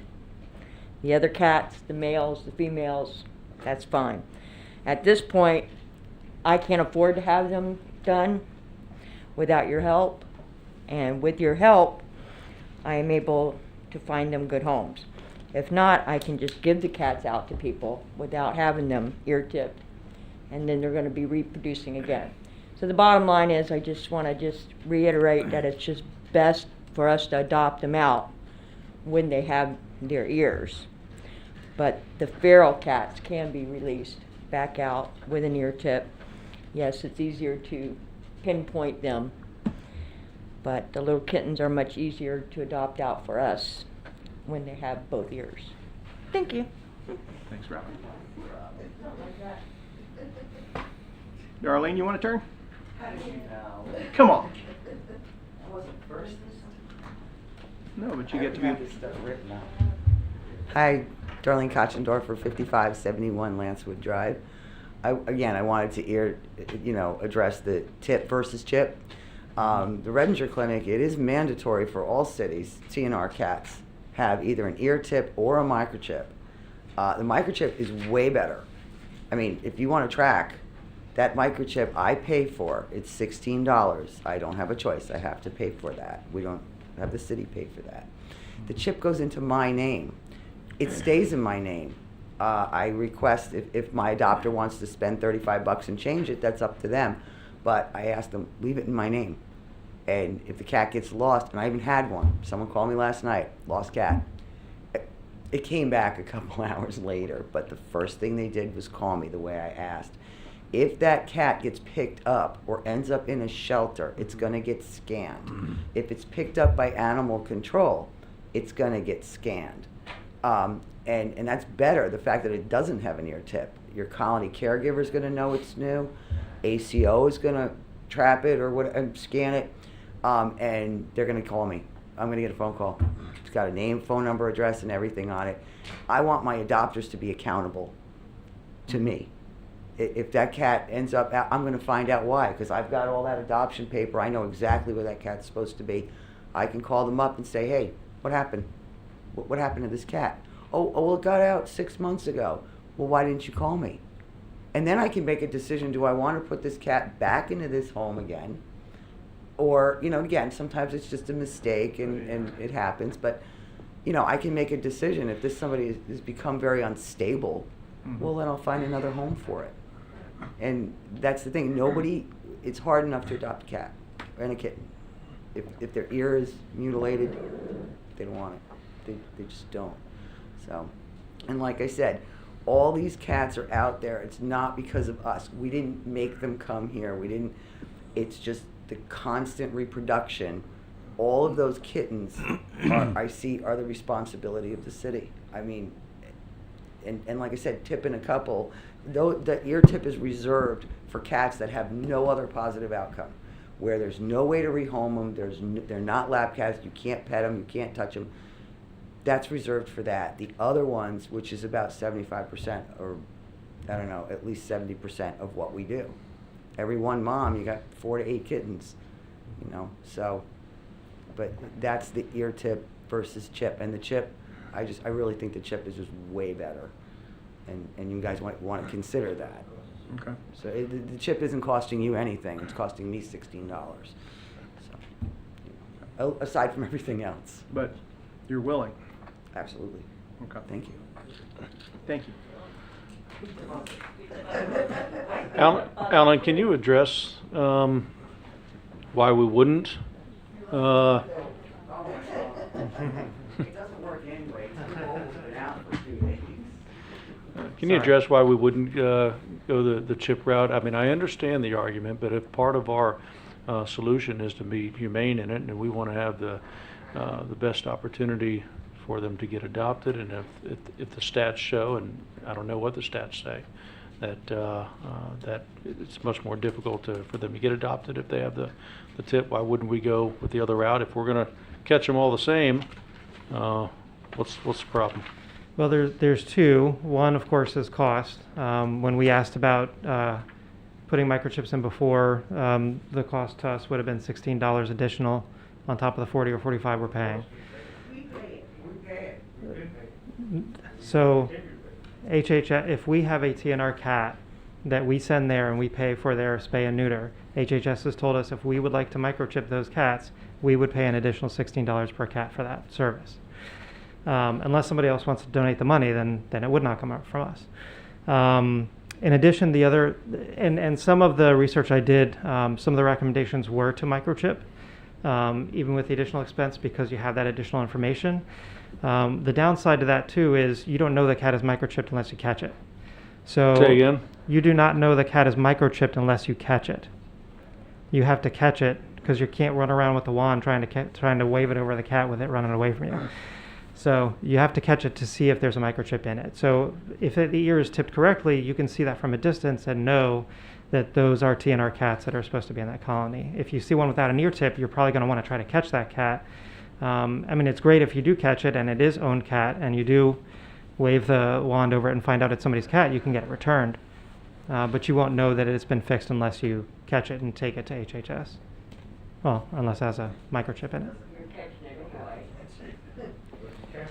So, to add on to that, Counsel, the thing that concerns me is the amount of time. If somebody calls and says there's a cat in my yard and it's not tipped, we don't know whose it is and whether it's been spayed or neutered, and that's what you've asked us to do, spay and neuter feral cats and outdoor cats, right? We're not supposed to have outdoor cats, so we're assuming that any cat that's outdoors at the beginning is feral. So if it's ear tipped, we know that we've already taken care of it, and we can make other arrangements to move it off the property. If it's not, that's when we have to take the manpower that we currently are a little bit short ACO anyhow, that we'd have to take that manpower to trap the cat and determine whether it's neutered. The ear tip is a quick visual reference that the cat's been neutered. There's hundreds if not thousands of cats already fixed, not ear tipped, in Port Orange. We are aware of that. What other questions you have, Chase? No other questions. Okay. What other questions y'all have of Alan? I don't have for Alan.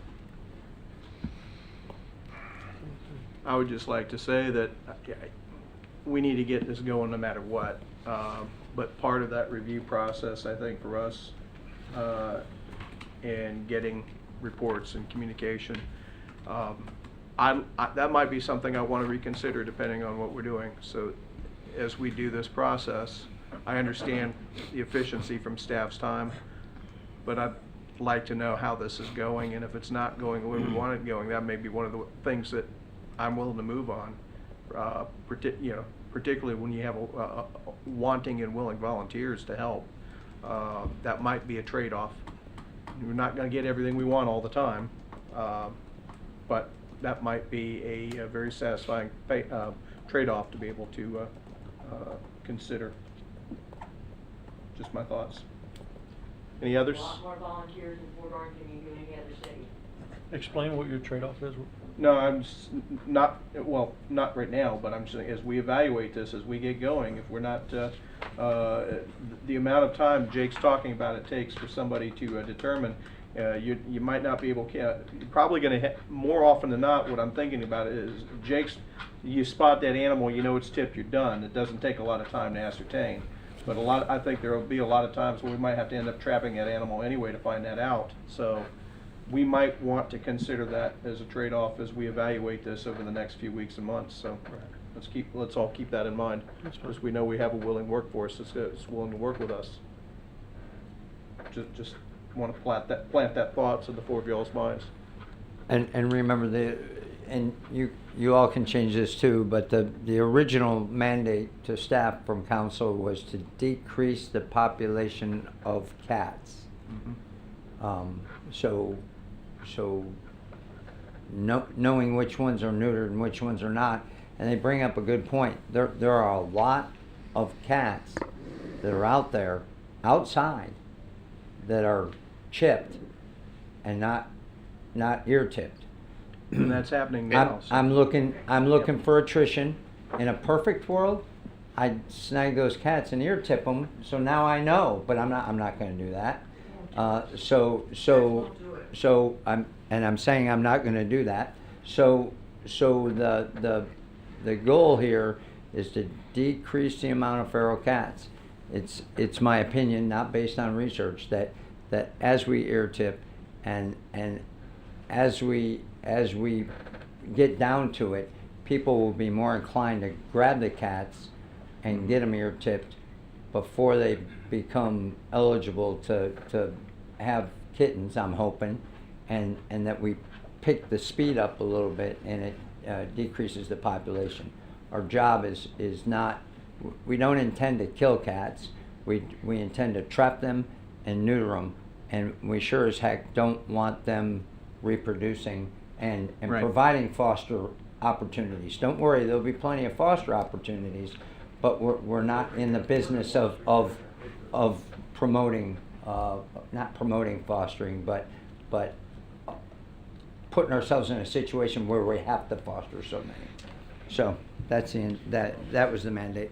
So noted. Yep, thanks. Any questions, comments, council? Just a couple quick comments on what Jake talked about is one of the reasons why we're here still, and we've been having these meetings and discussions and workshops for the last couple of years, is because of the lack of oversight and having, because I went out there and I rode and drove to a lot of these colonies, and some of you guys have heard me talk about it, and visually you can see some cats that are tipped and some cats that are not, and you can look at a large colony like the one over here by Panera Bread, and you can see 10, 12 cats, and you can see, okay, that one's tipped, not tipped, you know what I'm saying? You can see that stuff pretty quickly. So I get that visual identity.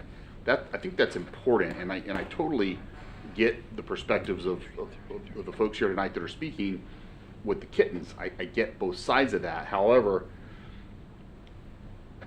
we know that a large percentage of kittens that are adopted or given away or sold or however they get into homes are going to end up back out there on those streets. Because the reality of it is you've got a large percentage of folks that have been pet owners. They shouldn't be pet owners because they're not going to be responsible no matter how much we want them to be. Your group, I've learned a ton from the groups of volunteers that have come in over the years talking about this. And the one thing that resonated in my mind from probably a year and a half ago in one of the workshops was how hard it is to re-trap a cat after it's been trapped before, which has to be done to check for the chips. So that's a problem for us. It's a challenge. I get that it can still be done. I understand the complexity of it. I'm just speaking out what's in my mind and my concern, because at the end of the day, Jake is right. The objective here and your objectives, I think, are the same. We want fewer feral cats, and we want people to be more responsible. Don't adopt pets if you can't be responsible. In my mind, I got to be honest with you, I'm just going to speak openly. If you can't spend $40 to spay and neuter and chip a kitten, then you won't be able to feed that kitten and take care of it. You shouldn't have one in the first place, whether somebody's giving it to you or not. And I get that dilemma that puts everybody in, right? But that's the reality. Just for the record, we don't need to get in details, but the majority of the council here has cats. Okay, so and almost all of us, I believe, have pets. I know all of us have had kids. So Definitely. So we get all, sir, please stop interrupting, please. So we get everybody's passion, compassions, and all of that. I've learned more than I ever thought I could possibly learn about this entire thing. I know Alan has, and we appreciate everybody coming. And I just want to say last, and I'm gonna stop talking, is we're not mad at you. Promise. That's not what this is about. So I know we won't agree 100% of the time, but I think our interests are the same, and we appreciate everything you guys do. So that's all I got to say. I'm looking back and forth. No other comments? Good. Call the roll. Councilmember Ford. Yes. Councilmember Tremont. Yes. Councilmember Stiltner. Yes. Vice Mayor Bastian. Yes. Mayor Burnett. Yes, 5-0. Item 29 is first reading of ordinance number 2020-18, amending section 5.04 of the charter for primary election date and ordinance of the city of Port Orange, Volusia County, Florida. Amending section 5.04 of the city charter relating to the date for the primary election, providing for codification, providing for repeal of conflicting ordinances, and providing for severability, and providing for an effective date. Move to approve ordinance number 2020-18. Second. We have a motion, we have a proper second, the item's up and on the floor for discussion. I think that this was what we previewed last week, is that we had to make a minor change so that we are in compliance.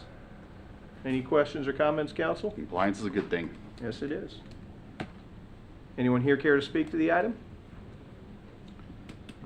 Final comments? Call the roll. Councilmember Ford. Yes. Councilmember Tremont. Yes. Councilmember Stiltner. Yes. Vice Mayor Bastian. Yes. Mayor Burnett. Yes, 5-0. Additional item, city attorney evaluation. Has everybody had a chance to meet with Matt yet? Yes. Yes. Yes? Everybody's met with you? Everybody's giving you feedback? Yes, sir. Anybody want to give it to him publicly? I will. Go for it. I'll be real brief, but so Matt and I talked, and I let him know that he was safe, that I was not going to recommend termination tonight. So for that, I'll put that out there. But so one of the things I did speak to Matt about, and I'll be talking to Jake about and mentioning in his comments, is when everything is going through the norms of day-to-day operations through municipal and probably county and state government, it's we get pretty used to how the job gets done. I think there's a lot of challenges coming in the next year, maybe 2, that none of us have really envisioned to see. A lot of that will be greater probably on Jake's side than Matt's, but one of the things I talked to Matt, that I think one of his strengths are, that will be very, very important in the years coming forward, is his responsiveness to council. It has been extremely good. When I need him, I can get a hold of him. When he's busy, he calls me right back. Yep. He is not an 8 to 5 attorney for the city of Port Orange. He is available on weekends, late hours, early mornings. We had to, there was a period of time recently where the only time I could meet him was first thing in the morning, and when we had a breakfast meeting, and that worked just fine. And so I just want to compliment on Matt on that. I know he's, one of the tricky things, he sent out a great email with a form, and you read through that form, and you're looking at it, and I'm like, well, I don't know how he treats his office staff, because we don't see that part, right? I mean, we're certainly not hearing from staff that they're not happy, but a lot of what Matt does day to day is not something that that we see or that we deal with on a daily basis. However, that being said, I think we definitely have the right person in the job, and I still have every confidence in Matt moving forward, that he'll continue to do the job that he's been doing, and so it was a good decision for council to move Matt up into that position. That being said, could be a couple of tough years ahead, I think, and we're looking for you to stay responsive and be there when we need you, and make sure, more importantly, is be receptive to the direction of council. I think that's one of the things that if I were a city attorney is, you have a wealth of knowledge and you're going to have your personal opinions, but at the end of the day, we need you to get us where the council decides we need to go. And so, but congrats on it. Continued good career with the city, Matt, and looking forward to another good year with you. Drew, you got anything to add? No, I'd agree with that completely. We definitely made the right decision. I also have met with him, and it was very positive, and I have not prepared the form evaluation, but I will, and I'll turn it into Robin in the next week or 2, and it'll be available for public review if needed. Okay. So. Yeah, also agree. Had a great conversation with Matt, and I actually have quite a few conversations. We meet on a regular basis, and Scott, absolutely right. He's available nights, weekends. There are times, and I always try to respect those times. But I'll shoot him a text, at 7 o'clock at night. He won't get it till 9, but he'll respond back at 9 o'clock. So I appreciate the availability, the transparency, and the honesty when we discuss issues, and keeping us in the loop is critical. And I love the fact that you're homegrown.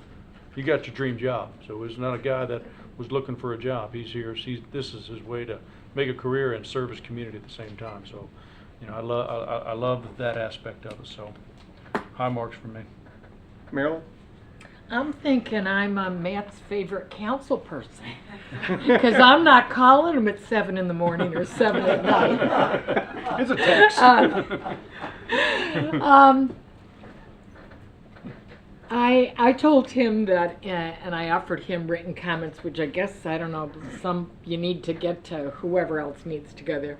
I can't remember all of them, but I can say that he passed. There were some areas that I, at least on my impressions in talking with him, he exceeded. And one of the things that I think is his strength, or what I really appreciate in conversations we've had, he's shown a sensitivity to being cost effective and also using technology. Which I think is really refreshing, and actually probably served us very well with that perspective before we hit COVID, and I think probably some lessons learned. So I do agree. I think we've got the right person doing the job, and we'll keep you. Man, I appreciate the opportunity to discuss. One thing I wanted to add was that the city attorney's department, as a department head, is a customer service for the rest of the city, and we can't afford to have a department that runs concurrent to the rest of the city. You have to be responsive to everybody, and I appreciate that approach. We talked a lot about your people, and we did talk a little bit about foreshadowing with the budget, that right now we're writing a budget that we know is going to be a tough year. And we're in a tough year this year, and we did not write a budget for a tough year this year. So we talked about some austerity measures. So appreciate your frankness, and appreciate being able to exchange some ideas. And I think I'll join my crew here and say, yeah, we'll keep you for another year. Thank you. Do you have anything to report? No, sir. Okay. Good choice. No raise this year.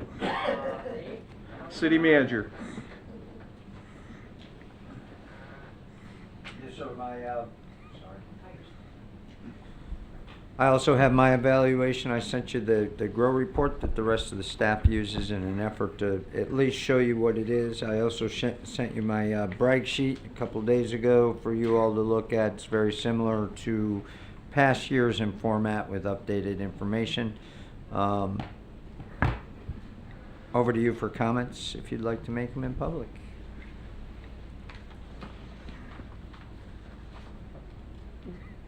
Jake, you and I have not had an opportunity to meet privately, and I'd like to do that first before I make public comment. Sure. But, I think that being only fair. That's fine. Anybody else want to beat on the city manager tonight? I'm not going to beat on them, but Jake and I also meet on a regular basis. We had a nice chat today. I continue to judge our leaders based on the people they surround themselves with, and as department heads speak for his ability to lead. So I appreciate that. Hiring of Scott Niels for our finance director just continues to add to the ability to surround themselves with the right kind of people. People that not only have the ability to do the job, but the type of demeanor that we like here. I appreciated what you provided for us, and I read through everything on here. I appreciated that you pointed out not just the positives, but the things that you are working on and have worked on. I'll highlight one, and I mentioned this to you. The first year or so, I did receive a few calls based on some interaction with you, Jake, and their question was they didn't really appreciate the demeanor and the interaction. But I haven't had any calls like that since. And matter of fact, I might get a call that said from somebody, "Hey, I just spoke to Jake and I made him my complaints, and he was awfully nice to me. Is there anything wrong with him?" What's wrong? Whether it's improvement or just a difference, I'll notice a difference. It's noticeable, and I appreciate the willingness to continue to learn and grow. You pointed out something in the economic development leader aspect where said staff also has a keen eye toward creating an atmosphere that is conducive to landing jobs.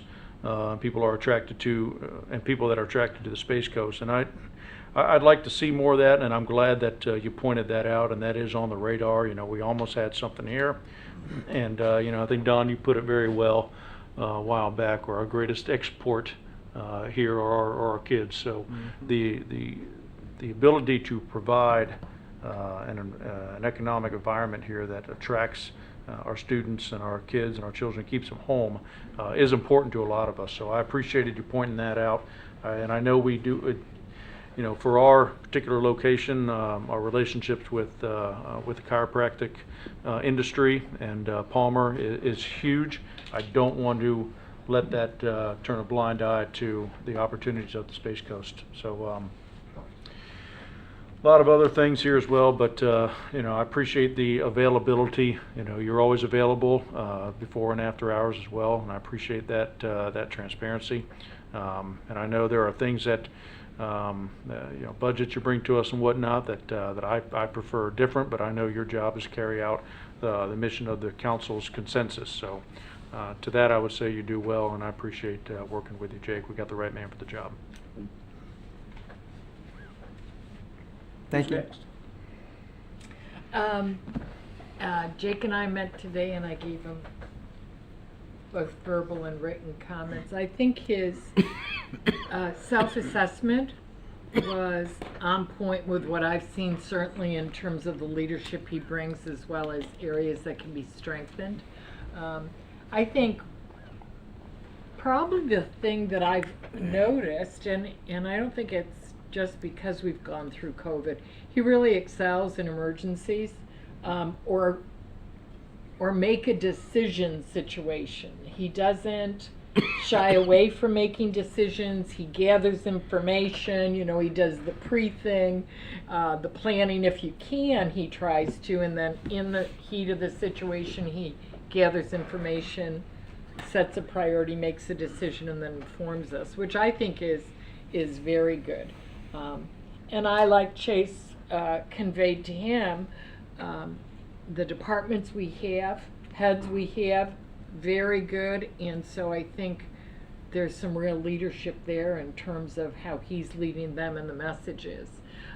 If there is something I would encourage him to strengthen, and I hope I say this as, you know, positively as possible. Constructive criticism. Well, and he and I chatted about it, is we've got 5 people up here that, you know, may be going slightly different directions sometimes, and I think he could really help us as the manager by reflecting what are the commonalities and helping us get to consensus and creating win-win for all of us. And particularly on things, because this is going to be a tight budget year, that so I think he really could help us as a team by, you know, feeding back what are some of the salient arguments or places where we agree that we may not see during the heat of our discussion. So I would encourage him this next year, one of the goals I suggested was to, you know, find these opportunities that he may see because he knows the organization so well that we don't necessarily see, but it's getting us what we're all talking about where we want to go. So, and I think he actually has a very good vision for the city.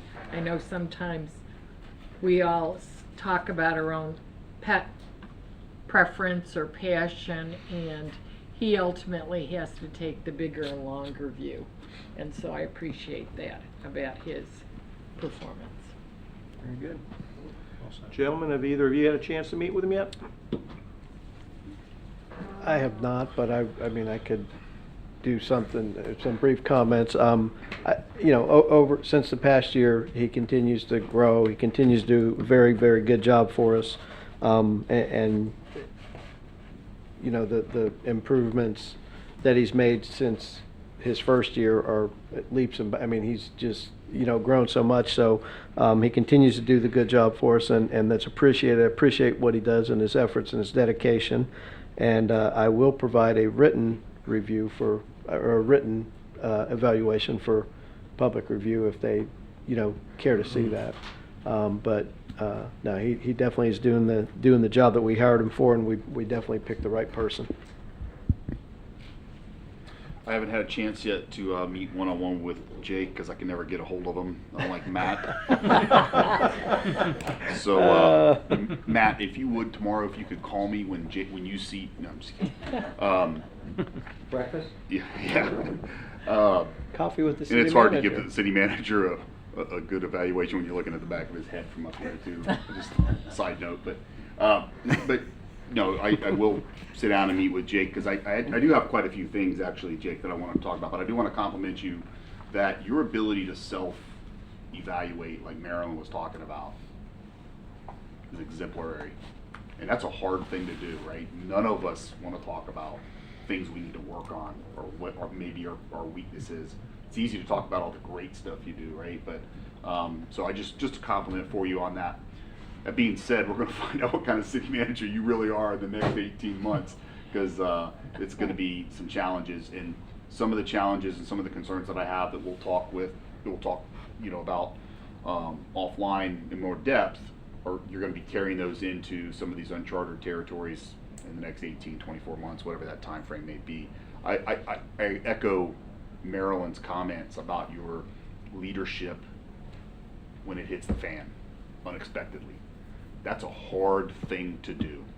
And you're not always 100% right, but somebody has to take the reins. Somebody has to make the decisions, and somebody has to keep it moving forward. You do very well at that. I love second guessing all your decisions later. I'm great at that, but and I'm kidding, but I will compliment that because I've seen a lot of leaders in my time in government. A lot of them don't always do it that well. Quite a few have not done it that well, and so you do it that well. I think probably one of the best things about you as a leader and evaluating you is your department heads. And what we see in our department heads are some folks who seem to enjoy what they're doing, they're good at what they're doing, they're effective, and that speaks, I think, to you as a leader as well. And so you've empowered them, you've given them the tools, you've stayed far enough back to have the oversight and be able to evaluate the job they're doing, yet given them enough room to do what they have been hired to do. And I think that's, and I know you work on that a lot with them as well, because you want them to be the best leaders they can be as well. So, but Jake and I will get together real soon, actually, because there's some things I want to talk about, and we've got some challenges, and I want to make sure that those expectations, my 1/5 of the council expectations, are pretty clear on a few things going. And we'll, I think I said this last year, and this is no disrespect to Matt, but evaluating the city manager almost happens on a daily, if not weekly basis, because there's so many things in municipal government, and we're always constantly talking. Why did we do this? Why didn't we do that? What can we do different this time? And that's almost a daily, ongoing, nonstop process. So that's what I've got for now. More later, I guess. I appreciate that. We'll talk more when we meet, but I just always have been a believer that if anybody tells you something at a performance review that we haven't talked about before, we're not doing our jobs and giving on-the-spot feedback. And I'm glad to hear that, Scott, you do that constantly. So Jake's nodding, so I know, but that's okay. Jake, do you have anything for us tonight? Real quick in reply to the comments, and I appreciate that, but I will say that I love my department heads. I actually do. They're a great group of individuals that I take pleasure in coming to work every day to see a lot of folks on the staff, but my department heads challenge me and themselves each day, and that extends to the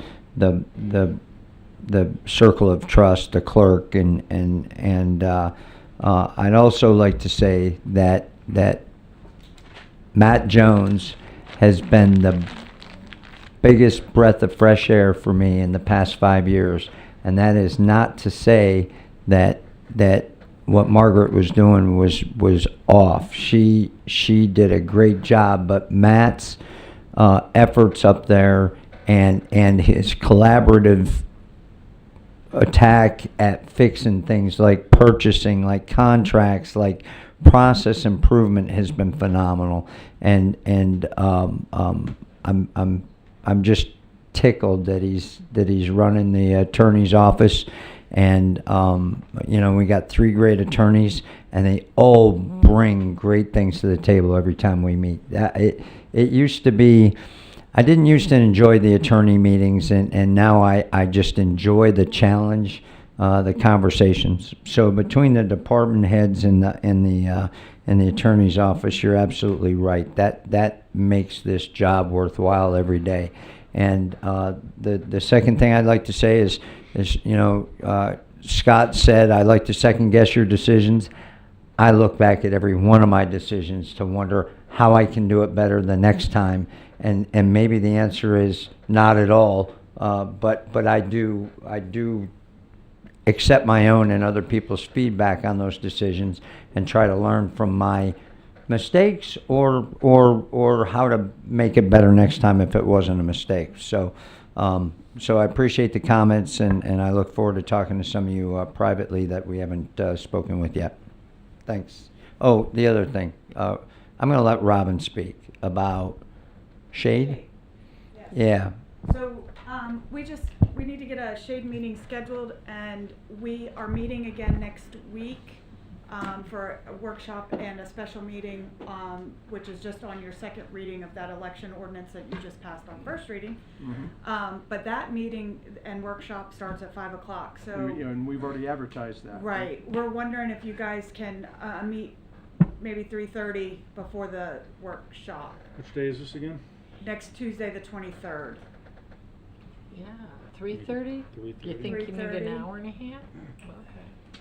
Okay. 3:30? We bump I up can do this that. time every time. Yeah. I got Is something. that a no, Scott? I'll probably be late. I mean, I got something at 4 o'clock that day. So, I don't know how long the workshop's planned for, Can you maybe after? post the shade meeting for such and such a time or thereabouts, or such a way that we can meet after the workshop? That's fine. We're starting the workshop at At 5. What do we need, 5. 2 hours for the workshop? An hour and a half? I have no 30 idea, I haven't minutes? seen any What's the material, workshop addressing so- again? It, CIP? it's a CIP, General fund. if we have no money, it could go quick, I can tell you everything that's unfunded.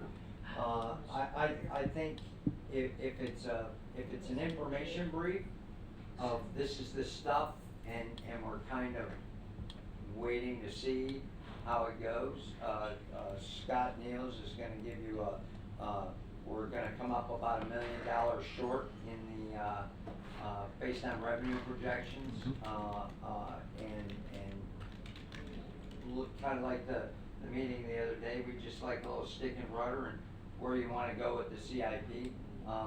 You know, if you recall last year, we haven't funded a lot and said we would fund it, well, then COVID hit, so any money that comes back will probably be stashing away for a big budget hit, so. Kicking the can.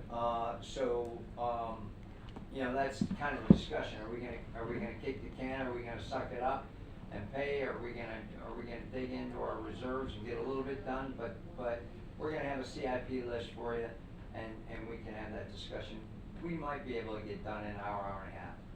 Or we could do that Monday or Wednesday, Monday 4 o'clock. Council's agreeable. I'd rather do it that night after, so I would 6:30. too. I can do that. Let's get it taken Yeah. care Alright. of. Let's do it So after. if that's what I Everybody's already advertise, here. y'all gotta stop the workshop. That's fine. Yep. Alright, so 5 to 6:30, is that what I'm hearing? For the Or workshop, and then 6:30 will be the shade. How about Shade? 6:45? Give us a little We might time in need a between little break. anyway. 6:45 shades, that, Jake, maybe we could reduce the number of slides, so it's a lot easier sometimes looking at a list. CIP? Yeah, in the CIP. You know how last year you had the a la carte thing, you had everything on one page Yes. or two? Yes.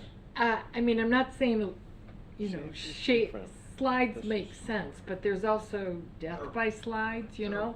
So we could, It's- I just think in the interest of time, looking at the list gives us time to see the big picture, and then maybe we want to go to the slides as we talk about different things. I don't know, I'm just. Let's transition and segue slides more meat.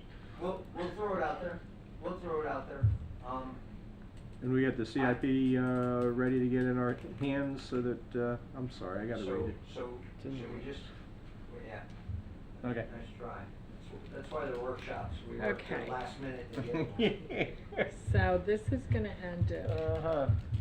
6. so Tuesday, June 23rd, 6:40, 5 o'clock and 6:45. Okay. And then. So Jamie's in. Jamie said yes, yeah. Yep.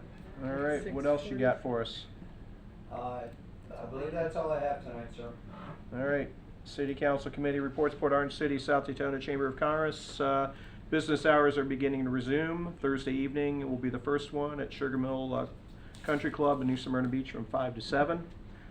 First Step Shelter, we heard from the director earlier this evening. Chase, did you have anything to add there? Nope. Okay, and Roundtable of Elected Officials, that's real easy because those have been postponed until September, so I've got nothing to report there. Okay. Any other business coming before us this evening? There being none, I'm going to drop the gavel and say everybody stay safe and stay healthy. Have a good night, everybody.